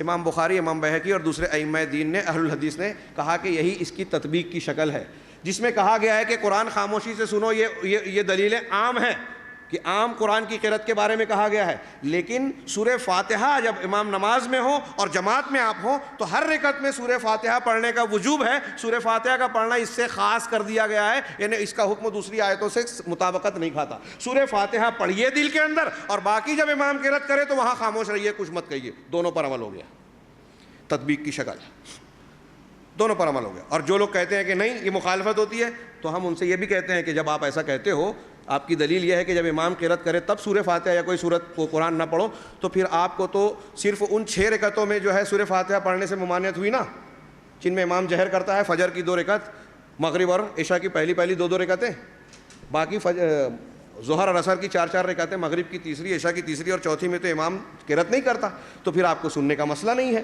لہٰذا ان رکعتوں میں تو آپ کو پڑھنا چاہیے, لیکن وہ اس میں بھی نہیں پڑھتے. انہیں قرآن کی آیت سے جو دلیل دیتے ہیں اس دلیل کو بھی پورے طور سے نہیں مانتے. یہ ان کے استدلال اور مستدل میں فرق ہوا. امام بخاری, امام بہقی وغیرہ نے تو اور بھی بہترین دلیلیں دی ہیں, موقع نہیں, ورنہ اس مسئلے میں بہت پیاری دلیل ہے. امام بخاری نے یہ بھی استدلال کیا کہ جب آپ یہ استدلال کرتے ہو تو آپ کو امام کے پیچھے اللہ اکبر بھی نہیں کہنا چاہیے نیت باندھنے کے لیے. تو آپ کہتے ہیں کہ نہیں, اللہ اکبر کہنا تو فرض ہے, تو کہا سورہ فاتحہ بھی فرض ہے. امام اللہ اکبر جب کہہ سکتے ہو اور اس سے اس آیت کی مخالفت نہیں ہوئی. ثنا کا پڑھنا سنت ہے احناف کے نزدیک, جو اس کو فرض کہتے ہیں امام کے پیچھے نہیں پڑھنا چاہیے, وہ ثنا پڑھنے کو ضروری کہتے ہیں. فجر کی نماز میں امام کی قرأت جاری رہتی ہے, سنت پڑھتے رہتے ہیں, وہ بھی نہیں پڑھنا چاہیے. تو ان کا استدلال درست نہیں ہے. میں یہ عرض کرنا چاہتا ہوں کہ احادیث اور قرآن کی ان آیتوں میں تطبیق کی شکل ہے کہ ان پر سب پر عمل ہو جائے. یہ آپ کا یہ کہنا کہ آخر میں کہ ایسے اختلافات کی وجہ سے اب ہم کو ضروری ہے کہ مجتہدین کی طرف, ٹھیک ہے ہم مجتہدین کی طرف رجوع کریں گے, اور اس پہ کہتے ہیں کہ اسی کا نام تقلید ہے. اس کا نام تقلید نہیں ہے. اگر ایک چیز ہم کو سمجھ میں نہیں آ رہی ہے, ایک مسئلہ مجھے سمجھ میں نہیں آیا, میں عالم و جاہل ہوں, جو بھی ہوں, کورا آدمی ہوں, اب میں آتا ہوں ایک عالم سے پوچھتا ہوں کہ صاحب یہ بتائیے کہ اس مسئلے میں قرآن حدیث کیا کہتی ہے. بہت دھیان سے سنیے گا, وقت میرے پاس بہت کم ہے. تو کیا یہ تقلید ہے؟ فَاسْأَلُوا أَهْلَ الذِّكْرِ إِن كُنتُمْ لَا تَعْلَمُونَ. اگر تم کو نہیں معلوم ہے تو اہل ذکر سے پوچھو. اہل ذکر کون ہے؟ اہل ذکر, ذکر کس کو کہا گیا؟ قرآن و حدیث کو ذکر کہا گیا. اہل ذکر سے پوچھو یعنی قرآن حدیث کو جاننے والے سے پوچھو. اس کا مطلب مقلد عالم سے فتویٰ ہی نہیں پوچھنا ہے, کیونکہ وہ اہل ذکر نہیں ہے. وہ حدیث میں ہے کہ جب عالم باقی نہیں رہیں گے, بخاری مسلم کی حدیث ہے کہ لوگ جاہلوں کو اپنا امام بنا لیں گے, اور ان سے جب فتویٰ پوچھا جائے گا تو وہ بغیر علم کے فتویٰ دیں گے, اور خود بھی گمراہ ہوں گے, دوسروں کو بھی گمراہ کریں گے. علامہ ابن قیم نے, علامہ ابن عبد البر نے اور امت کے بہت سارے علماء نے اس کی تشریح میں یہ کہا کہ اگر کوئی شخص قرآن حدیث کو جانے بغیر فتویٰ دیتا ہے, قرآن حدیث کی دلیل کے بغیر فتویٰ دیتا ہے, چاہے وہ یہ کہتا ہے کہ ہمارے مسلک کی کتاب میں یہ لکھا ہوا ہے, ہدایہ میں, کنز میں, کتاب العلوم میں, اور رسالہ میں, اور فلاں میں یہ لکھا ہوا ہے, اگر اپنی کتاب سے فتویٰ دیتا ہے اور قرآن و حدیث سے دلیل نہیں پکڑتا تو وہ جہالت کے ساتھ فتویٰ دے رہا ہے, بغیر علم کے فتویٰ دے رہا ہے.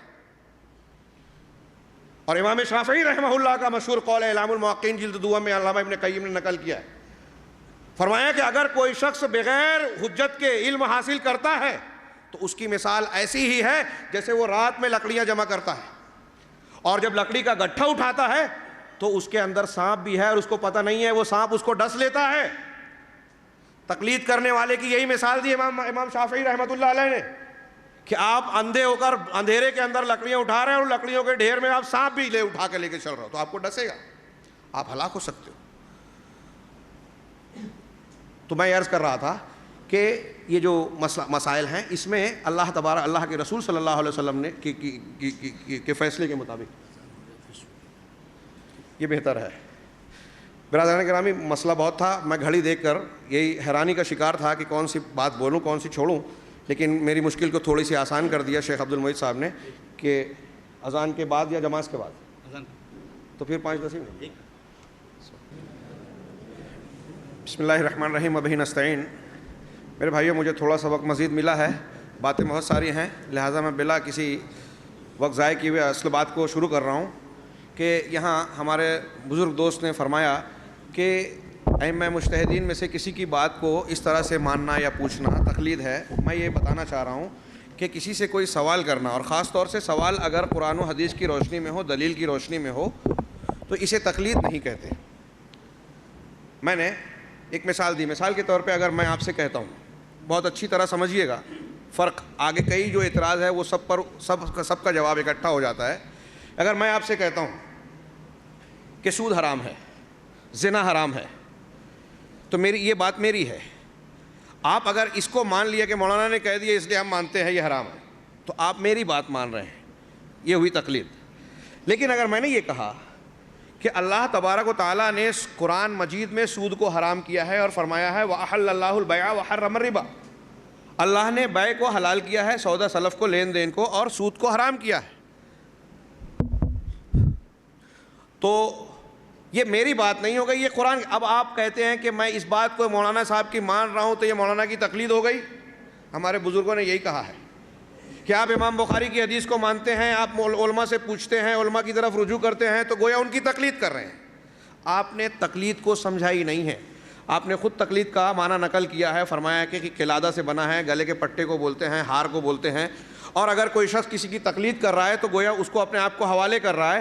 اور اصطلاح میں تقلید کہتے ہیں غیر نبی کی بات کو، جس کا قول حجت نہیں ہے، اس کو حجت مان لینا، اس کی بات کو تسلیم کر لینا۔ قبول و قول غیر النبی من غیر حجت، اس قسم کی تقلید کی تعریف مختلف علماء نے کی ہے۔ ابن خویز منداد رحمہ اللہ نے فرمایا کہ نبی کی بات کو ماننا، مالکی ہے وہ، نبی کی بات کو ماننا اتباع ہے، اس لیے کہ نبی کی بات کو ماننے کا حکم اللہ نے دیا ہے، رسول اللہ صلی اللہ علیہ وسلم نے دیا ہے، اور نبی کے علاوہ کسی کی بات کو بغیر حجت کے مان لینا یہ تقلید ہے۔ علامہ ابن عبد البر نے جامع بیان العلم و فضلہ، اعلام الموقعین میں علامہ ابن قیم نے، علامہ شوکانی نے القول المفید فی مسئلۃ الاجتہاد والتقلید، اور ایسی 20 کتابوں میں یہ چیزیں بیان کی ہیں۔ تو اب فرق کیا ہوتا ہے؟ مثال کے طور پہ میں نے ایک ایکسیڈنٹ دیکھا، اچھی طرح دماغ میں رکھیے، یہ ایک مسئلہ بھی سمجھ جائے تو ہمارا بہت سارا معاملہ، کئی اعتراضات دور ہو جاتے ہیں۔ میں نے ایک ایکسیڈنٹ دیکھا، اور میں نے دیکھا کہ ایکسیڈنٹ میں ایک کار جو ہے پوری طرح سے خراب ہو گئی ہے، لیکن اس میں سوار 3-4 لوگ بچ گئے، 3-4 لوگ بچ گئے، شدید زخمی ہوئے لیکن زندہ ہیں۔ ایک آدمی بعد میں آتا ہے اور وہ کار کی حالت دیکھتا ہے کہ ایکسیڈنٹ کے بعد اس کی یہ حالت ہو گئی ہے، اس کو دیکھ کر وہ کہتا ہے کہ اس ایکسیڈنٹ میں گاڑی میں جتنے لوگ رہے ہوں گے سب مر گئے ہوں گے، کوئی نہیں بچا ہوگا۔ یہ کوئی نہیں بچا ہوگا یہ اس کا خیال ہے، رائے ہے، استنباط ہے، سمجھ ہے، اور میں نے جو اپنی آنکھوں سے دیکھا یہ میرا مشاہدہ ہے، اور میں آپ کو جب آ کے کہہ رہا ہوں کہ ایکسیڈنٹ ایسا ایسا ہوا، بڑا خطرناک ہوا، لیکن 2 آدمی 3 آدمی بچ گئے، یہ میری خبر ہے۔ آپ اس کو مانو گے تو خبر کو قبول کر رہے ہو، اور وہ کہہ رہا ہے کہ ایسا ہوا ہوگا، یہ اس کی رائے ہے، رائے کو مانو گے تو یہ رائے کا ماننا ہوا، دونوں میں فرق ہے۔ تقلید رائے کو قبول کرنا ہے، اور خبر کا قبول کرنا تقلید میں نہیں ہے۔ امام بخاری رحمہ اللہ، امام شافعی رحمہ اللہ یا دوسرے جسے ائمہ کرام نے بتایا کہ ہم نے حدیث سنی فلاں سے، انہوں نے فلاں سے، انہوں نے فلاں سے، انہوں نے اللہ کے رسول صلی اللہ علیہ وسلم سے سنی، اور اللہ کے رسول صلی اللہ علیہ وسلم نے ایسا بیان کیا۔ جب ہم ان کی بات کو مانتے ہیں، اس بات کو مانتے ہیں، تو ان نے سنی ہوئی بات کو سمجھایا ہے، پہنچایا ہے، یہ تقلید نہیں ہے، یہ خبر ہے۔ اللہ تبارک و تعالیٰ نے فرمایا ان جاءکم فاسق بنبأ فتبینوا، اگر کوئی فاسق آدمی کوئی خبر لائے تو تحقیق کر لو، یعنی دیندار آدمی اور قابل اعتماد آدمی خبر لائے تو قبول کر لو۔ 2 آدمی کی گواہی کو قبول کرو، جج کا فیصلہ اسی پر ہوگا، قاضی کی عدالت میں اسی طریقے سے فیصلے ہوگا، تو گواہی کے قبول کرنے کی کیا شرائط ہے؟ ایک آدمی کہتا ہے کہ میں نے خود دیکھا ہے کہ ایسا ایسا معاملہ ہوا، یا میرے سامنے دونوں نے ایسا ایسا معاملہ کیا تھا، یہ گواہی ہوئی۔ تو گواہی کا ماننا، خبر کا قبول کرنا الگ ہے، رائے کا ماننا یہ تقلید ہے۔ اب یہاں اس قسم کے مسائل میں ہمارے بار بار سوال کرتے ہیں کہ کیا عام آدمی قرآن حدیث سمجھتا ہے؟ کیا آپ قرآن حدیث سمجھو گے؟ کیا نہیں سمجھتا، ہم کو نہیں سمجھتا، ٹھیک ہے، کیا کریں گے؟ کہا ہم تو نہیں سمجھتے۔ انہوں نے ایک جگہ لکھا، اس میں بیان کیا ہے کہ آپ لوگ تو اپنے دور کے علماء کی تقلید کر رہے ہیں ان سے پوچھ کر، ہم تو 14,000 سال پہلے کے اور 1200 سال پہلے کے جو ہمارے بڑے بڑے ائمہ کرام گزرے ہیں ان کی تقلید کر رہے ہیں۔ مجھے تعجب ہوا کہ یہ کیسے بیان کیا انہوں نے۔ آج ایک شافعی ہو، ایک شافعی عام بچہ ہو، اگر کوئی ایسا آدمی، سادہ آدمی، اس کو ضرورت پڑتی ہے کہ میں امام شافعی کا مسئلہ پوچھوں، تو کیا وہ امام شافعی رحمہ اللہ سے بات چیت کر سکتا ہے؟ ان کی روح سے کلام کر سکتا ہے؟ کانٹیکٹ ہے؟ کوئی موبائل نمبر ہے ان کا؟ طنز کے طور پر نہیں کہہ رہا ہوں، منہ سے نکل گیا کہ کوئی ذریعہ نہیں ہے بات کرنے کا۔ پھر کیسے کیا کرتا ہے؟ وہ امام شافعی کی کتاب پڑھتا ہے کہ کتاب الام الرسالہ، وہ نہیں پڑھ سکتا، تو کیا کرتا ہے؟ وہ اپنے علماء کی طرف رجوع کرتا ہے۔ اب علماء ہیں وہ، تو آپ کہتے ہو کہ جاہل آدمی نہیں سمجھ سکتا اس لیے تقلید کرتا ہے، تو آپ تو علماء ہیں، آپ تو علماء ہیں، تو آپ کیوں تقلید کرتے ہیں؟ اللہ تعالیٰ نے تو یہ کہا ہے فَاسْأَلُوا أَهْلَ الذِّكْرِ، جو میں ابھی بیان کر رہا تھا کہ اہل ذکر سے پوچھو۔ اور پھر اللہ نے جو کہا اولو الامر کی بات، تو اولو الامر میں اللہ کے رسول صحابہ کرام کے زمانے میں وہ قرآن کی آیت نازل ہوئی تو اس وقت اولو الامر کون تھے؟ اس اولو الامر کو امام ابو حنیفہ، امام شافعی، امام مالک، امام احمد بن حنبل، ان 4 ائمہ کرام میں محصور کر دینے والی کون سی شریعت کی دلیل ہے؟ آپ کہتے ہیں اجماع، کہیں کبھی اجماع ثابت نہیں کر سکیں گے انشاءاللہ۔ انشاءاللہ کیا یقیناً انہیں اللہ تبارک و تعالیٰ نے جو علم دیا اس کی روشنی میں عرض کر رہا ہوں، اور دلائل ہے کہ اجماع اس پر کبھی ہوا ہی نہیں ہے۔ تو ظاہر سی بات ہے کہ آپ کا ایک عام آدمی آپ کے علماء سے جیسے پوچھتا ہے، ہمارا آدمی بھی پوچھے گا، مگر آپ کا آدمی یہ کہتا ہے کہ ہمارا مسلک بتاؤ، ہمارا آدمی یہ کہتا ہے، ہم یہ کہتے ہیں کہ اللہ اور رسول کی بات بتاؤ، اس حدیث میں قرآن و حدیث کیا کہتی ہے یہ بتاؤ، اپنی رائے مت بتائیے۔ اور اگر عالم نے کوئی بات سمجھی ہے، اختلافی بات ہے، ایک عالم نے کہا کہ بھائی آپ نے یہ جواب دیا ہے، تو دوسرے کے پاس جاتے ہیں۔ ابھی میں نے دلیل پیش کی، ایسی 20 حدیث بخاری، مسلم، ترمذی، ابن ماجہ، ابو داؤد میں ملے گی کہ صحابہ کے زمانے میں تابعین کے زمانے میں ایک آدمی ایک سوال کرتا تھا، پھر اس کے بعد دوسرے عالم سے جا کر پوچھتا تھا، دونوں میں فرق ہوا تو تیسرے سے جا کے پوچھتا تھا، دلیل کے مطابق جس کی بات بھی اس کو مانتا تھا۔ یہ ہے تحقیق، یہی ہے اہل حدیث کا طریقہ۔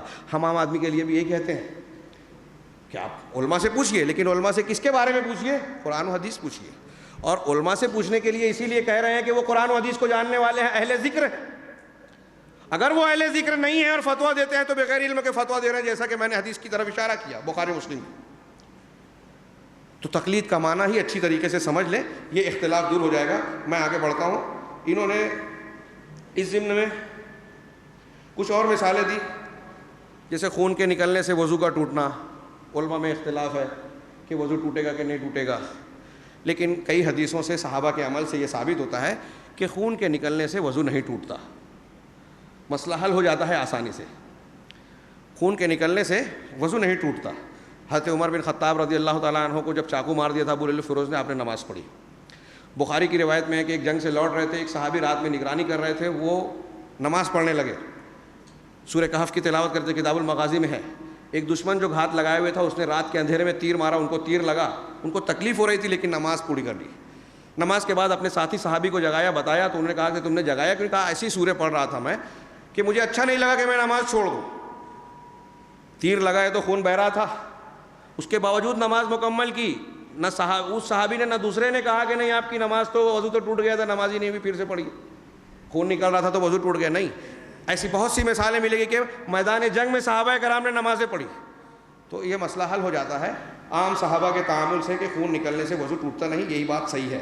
اسی طرح انہوں نے بتایا کہ عورت کے ہاتھ لگانے سے وضو ٹوٹ جاتا ہے، کچھ لوگوں کا یہ کہنا ہے، کچھ لوگوں کا کہنا ہے کہ نہیں ٹوٹتا، اس میں بھی اختلاف ہے، لیکن ہم کہتے ہیں کہ حدیث سے اس کا فیصلہ ہو جاتا ہے۔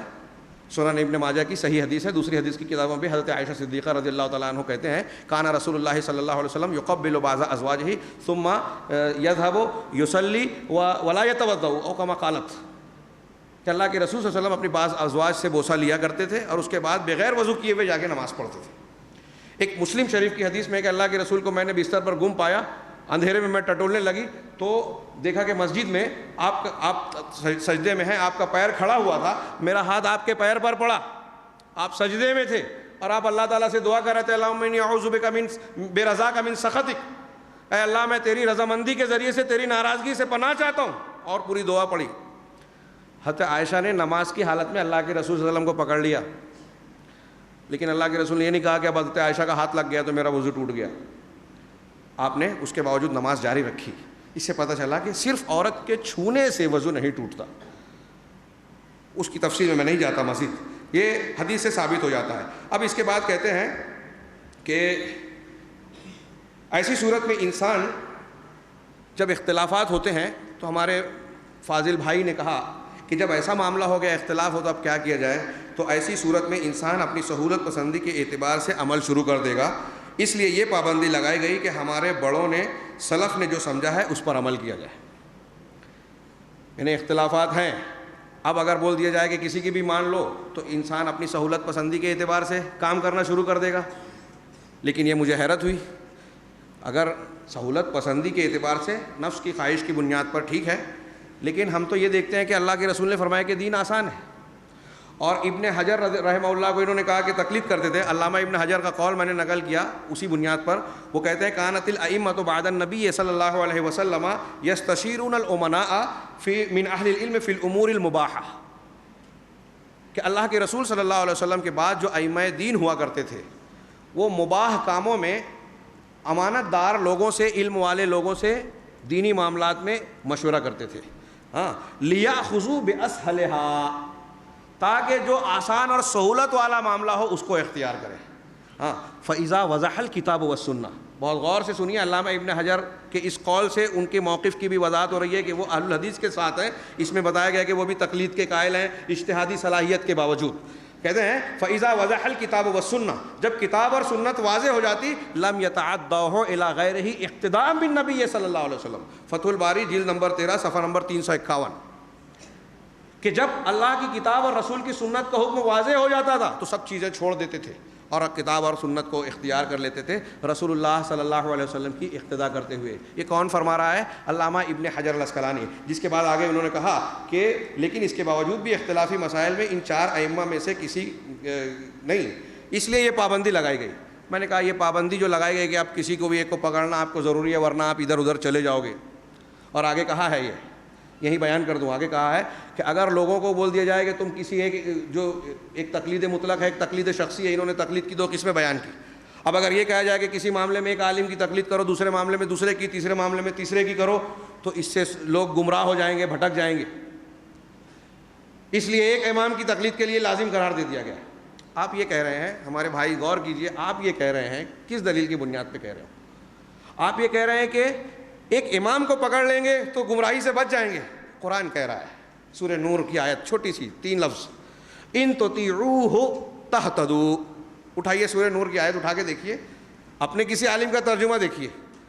اس کا ترجمہ ہوگا کہ اگر تم رسول کی اطاعت کرو گے, اگر تم رسول کی اطاعت, کون فرما رہا ہے؟ ہمارا پروردگار رب العالمین, کہ اگر تم رسول کی اطاعت کرو گے تو تم ہدایت پا جاؤ گے, یعنی گمراہی سے بچ جاؤ گے. اللہ کا کلام کہتا ہے کہ رسول کا دامن پکڑ لو گے تو ہدایت پر. آپ کہتے ہو کہ تقلید میں کسی شخصیت کا دامن پکڑو گے تو ہدایت سے پڑو گے. کیا کہہ رہا ہوں میرے بھائی, بتائیے. آپ غور کیجئے, بستر پر لیٹ کے اللہ سے دعا کر کے, سجدے میں جا کر, کہ آپ کی بات منصفانہ ہے یا ہماری, قرآن کے مطابق آپ ہیں یا ہم.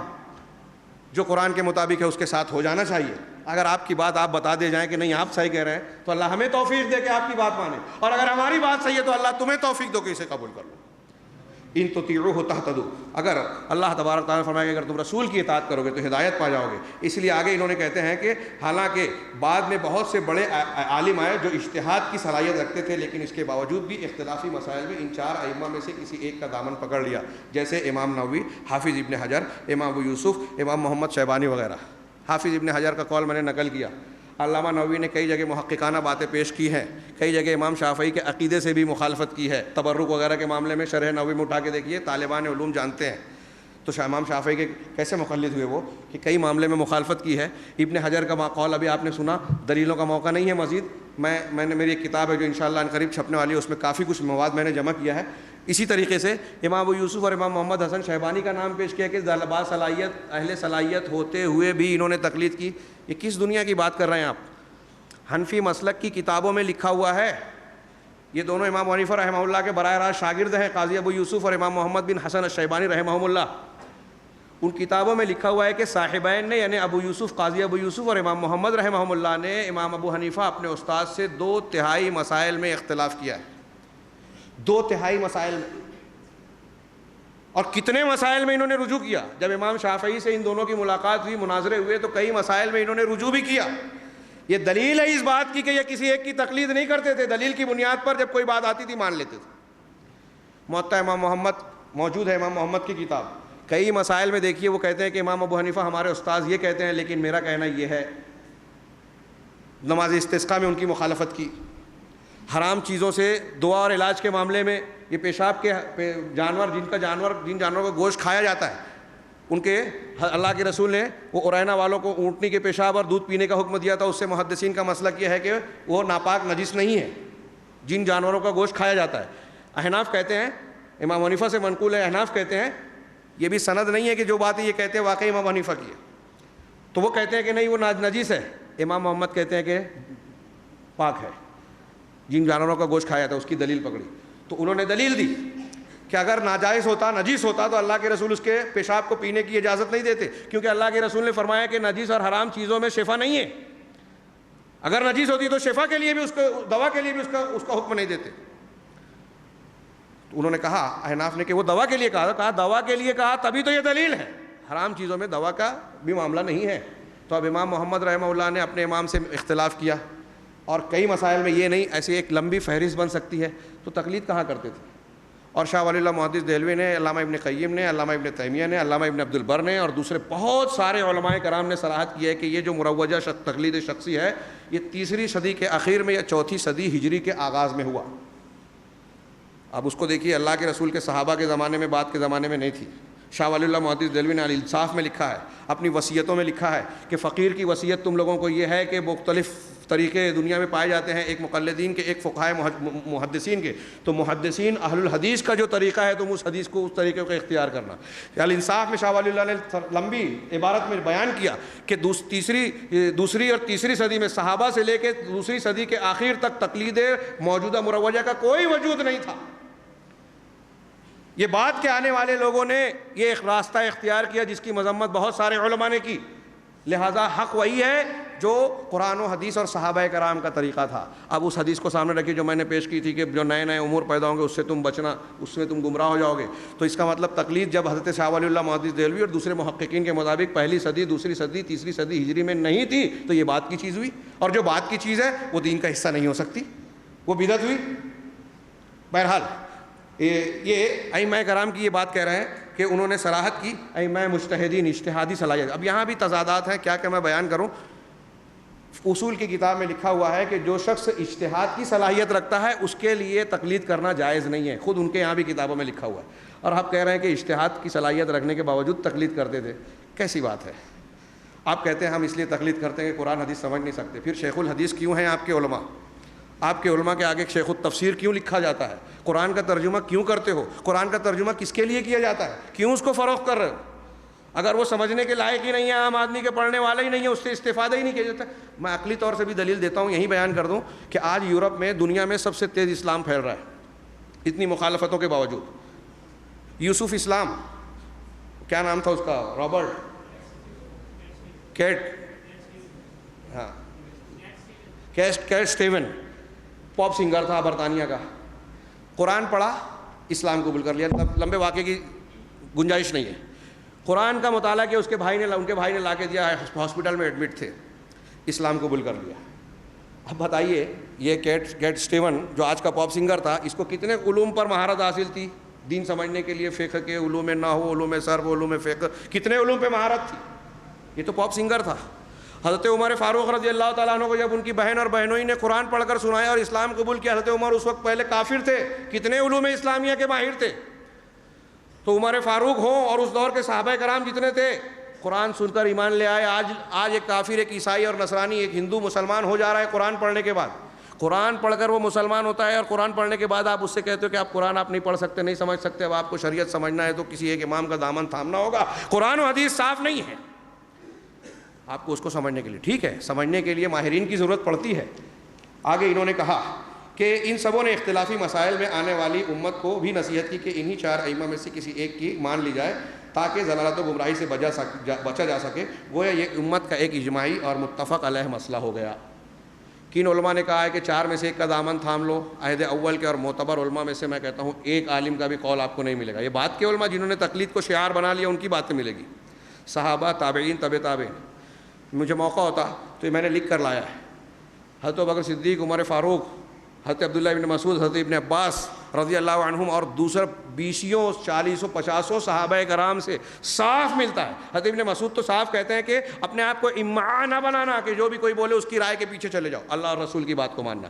حضرت ابن عباس سے مروی ہے کہ کسی کی تقلید دین میں نہیں کرنا. حضرت ابوبکر اور عمر میں اختلاف ہوا، ایک دلیل پیش کر کے اختلاف ہوا حضرت ابوبکر اور عمر میں. حضرت ابوبکر صدیق نے کہا کہ جو لوگ زکوٰۃ دینے سے انکار کر رہے ہیں اللہ کے رسول کی وفات کے بعد، اگر انہوں نے ایک رسی یا ایک بکری کا بچہ جو اللہ کے رسول کو دیتے تھے مجھے نہیں دیں گے تو میں ان سے قتال کروں گا. بخاری مسلم میں ہے یہ حدیث، آپ پڑھ چکے ہوں گے، سن چکے ہوں گے. حضرت عمر فاروق نے کہا کہ وہ لا الہ الا اللہ کہتے ہیں اور آپ ان سے قتال کریں گے. اللہ کے رسول نے تو فرمایا کہ جس شخص نے لا الہ الا اللہ کہا اس نے اپنے جان مال کو مجھ سے بچا لیا. ابوبکر صدیق نے یہ جواب دیا کہ اگر زکوٰۃ کے اور نماز میں فرق کوئی کرے گا میں اس کے قتال کروں گا.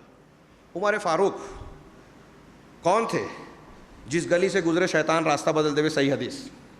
عمر فاروق کے بارے میں اللہ کے رسول کا فرمان ہے کہ ہر امت کے کچھ الہام والے لوگ ہوتے ہیں، میری امت میں سے وہ عمر فاروق ہے. یہ اللہ کے رسول صلی اللہ علیہ وسلم کی صادق و مصدوق کی زبان مبارک کہہ رہی ہے عمر فاروق کے بارے میں. کوئی خواب نہیں ہے، استخارہ نہیں ہے، کشف نہیں ہے کہ اس کو شک کی نگاہ سے دیکھا جائے، امتی کا کوئی ہو. نبی کی طرف سے یہ فرمان ہے صلی اللہ علیہ وسلم. اس الہام والی شخصیت نے ابوبکر صدیق رضی اللہ تعالیٰ عنہ سے اختلاف کیا. ابوبکر صدیق جمے رہے. حضرت عمر فاروق کہتے ہیں بخاری مسلم کی حدیث کے معاذاللہ کہ ابوبکر صدیق کو اللہ نے اس پر قائم رکھا. عمر فاروق کہتے ہیں کہ مجھے برابر اس پر میں نے دیکھا اور بعد میں اللہ تبارک و تعالیٰ نے میری سمجھ میں بات ڈال دی کہ ابوبکر صدیق حق پر ہیں اور جو انہوں نے کہا وہی صحیح ہے. اور حدیثوں سے ان کی تائید ہوئی بعد میں کہ اس میں نماز اور زکوٰۃ کا بھی بعض حدیثوں میں ذکر ہے. جو زکوٰۃ ادا کرے، نماز قائم کرے، اس نے اپنی جان مال کو بچا لیا. تو ابوبکر صدیق کی بات یہاں صحیح ہوئی. علامہ ابن تیمیہ نے کیا پیارا استدلال کیا ہے. اگر اسی استدلال کو سمجھ لو تو تقلید کی تردید کی مزید ضرورت شاید نہ پڑے. لیکن اگر ماننا ہو، انصاف ہو، اللہ کا ڈر ہو، ہمارے گھر کی بات نہیں ہے، ہم کو اور آپ کو دونوں کو مرنا ہے، اللہ کے سامنے حساب دینا ہے، یہ ہمیشہ سامنے رکھیے، اخلاص رہے گا، نفسانیت انانیت نہ آئے بیچ میں. تو اللہ کے رسول صلی اللہ علیہ وسلم نے کی بات صحیح ہونے کے. عمر فاروق الہام والی شخصیت جو رسول کی زبان سے الہام والی شخصیت ہے، ان کی بات رد ہو گئی. ابوبکر صدیق رضی اللہ تعالیٰ عنہ کی بات کے سامنے. کیوں؟ اس لیے کہ ابوبکر صدیق کی بات حدیث کے مطابق تھی. علامہ ابن تیمیہ نے کہا جب ملہم شخص عمر فاروق کی بات صدیق اکبر کی حدیث کے مطابق بات کے سامنے نہیں چلی، نہیں مانی گئی، تو کسی صاحب اجتہاد، امام کا اجتہاد، کسی کا کشف، کسی کا خواب، کسی کی کوئی اور بات اللہ اور رسول کی بات کے سامنے کیسے چل سکتی ہے؟ کتنی بڑی دلیل ہے. حضرت ابن عمر سے ایک شخص نے پوچھا کہ آپ حج تمتع کرتے ہو، تمہارے ابا تو منع کرتے تھے. حضرت عمر فاروق ایک وجہ تھی منع کرنے کی، اس کی وجہ اس کی تفصیل کا موقع نہیں ہے. کہا اللہ کے رسول نے اس کی اجازت دی، یہ بتاؤ کہ امر ابی یتبع ام امر رسول اللہ صلی اللہ علیہ وسلم، میرے باپ کی بات مانی جائے گی یا رسول اللہ صلی اللہ علیہ وسلم کی بات؟ کہا رسول اللہ صلی اللہ علیہ وسلم کی بات، اللہ کے رسول کی بات. تو کہا اللہ کے رسول نے حج تمتع کیا ہے، اس کے کرنے کا حکم دیا ہے. اس طرح کے الفاظ ہیں نسائی وغیرہ میں موجود ہیں. اب بتائیے کیا حضرت ابن عمر حضرت عمر کی گستاخی کر رہے تھے، ان کی بے عزتی کر رہے تھے؟ اللہ کے رسول کی حضرت عمر کا قول چھوڑ کر اللہ کے رسول کی بات مان لینے میں حضرت عمر کے ساتھ گستاخی اور یہ گناہ ہے؟ اگر یہ گناہ ہے کہ عمر فاروق کی بات چھوڑ کر اللہ کے رسول کی بات مان لینا گناہ ہے، تو اللہ کے رسول کی بات چھوڑ کر عمر فاروق یا کسی امام کی بات کو ماننا کتنا بڑا گناہ ہے. اسی لیے امام مالک رحمہ اللہ کا بات یاد آتی ہے. وہ کہتے ہیں دنیا کی کسی بھی شخصیت کی بات کو آپ رد کر دیں اللہ نہیں پکڑے گا، لیکن جناب محمد رسول اللہ صلی اللہ علیہ وسلم کی بات کو نہیں مانے تو اللہ پکڑے گا. کون سی بات؟ اہل حدیث یہ کہتے ہیں کہ ہر ایک کی بات چھوٹ جائے چلے گا، جناب محمد رسول اللہ صلی اللہ علیہ وسلم کی بات رد نہ ہو. اب یہاں یہ کہہ رہے ہیں کہ اجماعی مسئلہ. میں نے بتایا صحابہ کرام میں سے حضرت ابن عباس، ابن مسعود اور دوسرے بہت سارے لوگوں نے تقلید کی مذمت کی، اس کی مخالفت صحابہ میں کسی نے نہیں کی. اس سے معلوم ہوا کہ صحابہ کرام کا تقلید کے حرام ہونے پر، منع ہونے پر اجماع ہے کہ اللہ کے رسول کی بات آ جانے کے بعد کسی کی بات نہیں چلے گی. اور فرقہ ناجیہ کی جو صفت بتائی ہے اللہ تبارک و تعالیٰ نے، اللہ کے رسول نے، ما انا علیہ و اصحابی، جس پر میں ہوں اور میرے صحابہ، جس پر میں ہوں میرے صحابہ، 4 مسلک اور فلاں مسلک اور فلاں ڈھما نہیں، جس پر میں ہوں، جس پر آپ ہیں، وہ اللہ کے رسول کی سنت ہے، اور جس پر صحابہ ہے وہ الجماعت ہے. اسی کو ماننے والے اہل السنہ والجماعت ہوئے، اور صحابہ کرام کے طریقے کو فالو کرنے والے اہل الحدیث، اہل السنہ، اہل الجماعت اور سلفی کہلاتے ہیں. یہ حدیثوں سے نام لیا گیا، یہ صفات لیے گئے. تو رسول اللہ صلی اللہ علیہ وسلم کے صحابہ کرام کا یہ معاملہ ہے. تابعین میں مجھے بتایا گیا کہ ٹائم ختم ہو رہا ہے، میں صرف نام لے لوں. اعلام الموقعین علامہ ابن قیم کی عربی کتاب ہے، اس کو پڑھیے. اتباع اور تقلید کی بحث، تقلید کے سلسلے میں جتنے شبہات ہیں علامہ ابن قیم نے ساروں کو رد کر دیا. جامع بیان العلم و فضل علامہ ابن عبد البر 4 صدی ہجری کے مالکی عالم کہلاتے ہیں. انہوں نے اپنی کتاب میں، اس کتاب میں اتباع اور تقلید کی بحث کر کے لمبی چوڑی بحث کی ہے. علامہ شوکانی کی شاندار کتاب جس کا اردو ترجمہ ہو چکا ہے، القول المفید فی مسئلۃ الاجتہاد والتقلید، انتہائی شاندار. یہ شبہات دور ہو جائیں گے. اس میں آپ پڑھیے تو آپ کو صحابہ کے بعد تابعین کے نام ملیں گے. امام شعبی قیاس کو کہتے تھے کہ کوڑا کرکٹ میں ڈال دو حدیث کے سامنے. امام حسن بصری کہتے تھے. ابن سیرین نے مذمت کی کہ قرآن اور حدیث کے سامنے، اللہ کے حکم کے سامنے قیاس کرنا ابلیس کی اتباع ہے. سب سے پہلے ابلیس نے قیاس کیا. یہ ابن سیرین کا قول ہے. علامہ ابن سیرین بہت مشہور تابعی ہیں. ہم قیاس کو بالکلیہ غلط نہیں کہتے، لیکن ہر قیاس صحیح قیاس نہیں ہوتا. جو صحیح قیاس ہے، جو قرآن و حدیث کی روشنی میں ہے، جو قابل قبول ہے، جہاں قیاس کی ضرورت ہے وہاں قیاس کیا جائے گا، جہاں اجتہاد کی ضرورت ہے وہاں اجتہاد کیا جائے گا، اس کے ہم قائل ہیں. تو میں یہ عرض کر رہا ہوں، صحابہ کرام سے، تابعین سے بھی یہ ثابت ہے. ائمہ کرام سے امام مالک کہتے ہیں ہم میں سے ہر ایک کی بات کو قبول بھی کیا جا سکتا ہے، رد بھی کیا جا سکتا ہے، سوائے اللہ کے رسول صلی اللہ علیہ وسلم کے. آپ کے روضے اور قبر کی طرف آپ نے اشارہ کیا. امام مالک کہتے ہیں کہ میں تو انسان ہوں، صحیح بھی کہتا ہوں، غلط بھی کہتا ہوں، لہٰذا میری جو بات قرآن کے مطابق ہو لے لو، جو خلاف ہو، قرآن و حدیث کے مخالف ہو، اس کو چھوڑ دو. امام مالک نے یہ کہا. امام شافعی رحمہ اللہ کہتے ہیں، ہمارے یہاں شافعی حضرات ہیں، اپنے امام کی بات مان لیجئے. وہ کیا کہتے ہیں کہ اجمع الناس، اعلام الموقعین، ایقاظ و حمام الابصار علامہ فلانی کی یہ سند کے ساتھ مروی ہے. اجمع الناس علی ان من استبان له سنۃ عن رسول اللہ صلی اللہ علیہ وسلم. تمام لوگوں کا، مسلمانوں کا اس بات پر اتفاق ہے. ناس کا لفظ ہے، میں مسلمانوں کہہ رہا ہوں.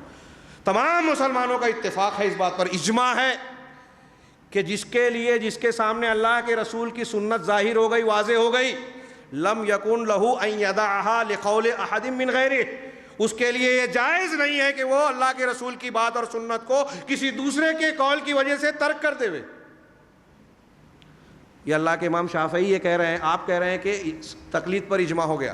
امام شافعی کہہ رہے ہیں کہ اللہ کے رسول کی بات کو سامنے کسی کی بات نہیں چلے گی، یعنی تقلید نہیں چلے گی. اس پر اجماع ہو گیا. آپ کی بات صحیح ہے، امام شافعی کی بات صحیح ہے. اس پر اجماع ہے کہ سنت آ جانے کے بعد کسی کی بات نہیں چلے گی. امام شافعی نے ایک مسئلہ بیان کیا. کسی شاگرد نے پوچھ لیا کہ کیا آپ کا قول، حدیث بیان کی، کسی نے مسئلہ پوچھا، آپ نے حدیث بیان کی، کہا آپ کا بھی یہی قول ہے. چونک گئے. الگ الگ روایتوں میں الگ ہے کہ کانپنے لگے. امام شافعی کانپنے لگے، خوفزدہ ہو گئے اور کہنے لگے کہ تم کیا سمجھ رہے ہو مجھے؟ ایک بات میں کہوں گا کہ اللہ کے رسول نے فرمایا اور میں اس کے خلاف کہہ سکتا ہوں. اگر میں ایسا کہوں گا تو گمراہ ہو جاؤں گا. کیا تم، ایک روایت میں کہا کہ کیا تم میرے گلے میں جنیو دیکھ رہے ہو، زنار جو مشرکین پہنتے ہیں، یا تم مجھ کو کسی عیسائیوں کے عبادت گاہ کلیسا سے نکلتے ہوئے دیکھ رہے ہو؟ ارے ایک چیز جب میں پر کہہ رہا ہوں کہ اللہ کے رسول نے فرمایا، تو شافعی کی یہ جرت کیسے ہو سکتی ہے کہ حدیث کے خلاف، حدیث کے سامنے کوئی بات کرے؟ امام شافعی نے کہا کہ میری ہر وہ بات، چیک کر لیجئے گا میں غلط کہہ رہا ہوں یا صحیح، ہر وہ بات جو اللہ کے رسول کی حدیث کے، قرآن حدیث کے خلاف ہوگی، میں اپنی زندگی میں اور مرنے کے بعد رجوع کرتا ہوں.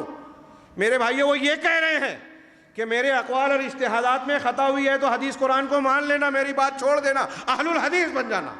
میں اہل الحدیث ہوں، اس کا معنی یہی ہوا. اس کے علاوہ اور کیا ہوگا؟ تو اجماع اس بات پر نہیں ہے کہ تقلید ضروری ہے. اجماع اس بات پر ہے کہ اللہ اور رسول کی بات کے سامنے کسی کی بات قابل قبول نہیں ہوگی. میرے بھائیو، نکات اور بھی کئی ہیں اور وقت تو لیکن ہو چکا ہے نماز کا. بہت اہم باتیں تھیں. اہل حدیث سے متعلق بہت سارے غلط فہمیاں ہیں جو ان دلائل اور دعووں میں بیان کی گئی ہیں. قیاس کو نہیں مانتے، اجماع کو نہیں مانتے، اور اس کو تقلید کہتے ہیں. اہل حدیث کو انگریزوں کے زمانے کی پیداوار کہہ رہے ہیں. اس میں یہ آپ کی غلط فہمی یا عصبیت، یا کچھ لوگوں نے جو اہل حدیثوں کے تعلق سے غلط باتیں پھیلا رکھی ہیں، اس کی بنیاد پر آپ کہہ رہے ہیں. مجھے اگر کبھی آج یا کسی اور موقع پر موقع ملا تو اس میں سے بعض بہت ہی اہم باتیں تھیں, مجھے افسوس ہے کہ میں اسے پورا نہیں کر سکا, لیکن میں اللہ رب العزت سے یہ دعا کرتا ہوں کہ آج اللہ تبارک تعالیٰ نے جس طرح ہمیں موقع دیا ہم اور اپنے بھائیوں تک بات پہنچائیں, وہ ہماری باتیں سنیں, تو ہم سب کو اللہ تبارک تعالیٰ نیک سمجھ کی توفیق عطا فرمائے, ہمارے دلوں کو عصبیتوں سے پاک کرے, جو نفرتیں ہیں وہ دور ہو جائیں. اللہ نے ہم کو بھائی بھائی بنایا, انما المسلمون اخوہ, تمام مومنین بھائی بھائی ہیں, اور بھائی کو اس اخوت کو توڑنے والی بہت سی چیزوں میں سے یہ مسلکی اختلاف ہے.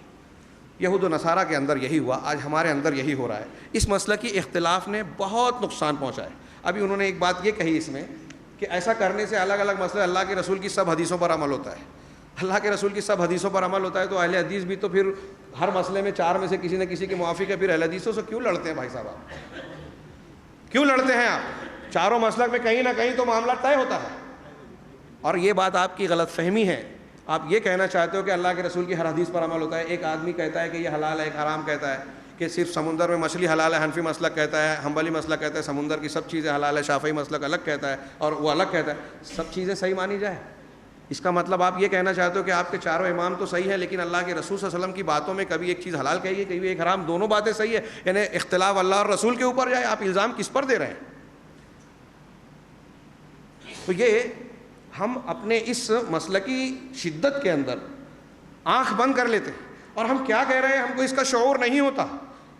پھر اس کے نتیجے میں آپ کہہ رہے ہیں کہ سب حدیثوں پہ عمل ہوتا ہے. تاریخ بھری پڑی ہوئی ہے, شافعی اور حنفی مسلک کی لڑائی سے جنگیں ہوئی ہیں. کبھی ایسا بھی ہوا کہ تاتاریوں کے لیے ایک مسلک کے لوگوں نے دوسرے مسلک کو مروانے کے لیے دروازہ کھولا شہر کا, لیکن جب تاتاری اندر گھسے تو نہ حنفیوں کو چھوڑا نہ شافعیوں کو چھوڑا, نہ حنفی عورتوں کی عزتوں کو بخشا نہ شافعی عورتوں کی عزتوں کو بخشا. آج ہمیں اور آپ کو سمجھنا چاہیے اللہ تبارک و تعالیٰ ہمیں اتحاد کا حکم دیتا ہے, اور اتحاد کی بنیاد اللہ کی کتاب اور اللہ کے رسول صلی اللہ علیہ وسلم کی سنت کے علاوہ اور کوئی تیسری چیز نہیں ہو سکتی. سارے ائمہ کا احترام کیجئے, قرآن اور حدیث کو اپنے دین کا مصدر اور بنیاد بنائیے, ہم بھائی بھائی ہوں گے. اللہ رب العزت ہمیں صحیح سمجھ دے, نیک ایمان صحیح ایمان سمجھنے کی اور اس پر عمل کرنے کی توفیق عطا فرمائے. اقول قولی ھذا واستغفر اللہ لی ولکم سائر المسلمین صلی اللہ علیہ وسلم.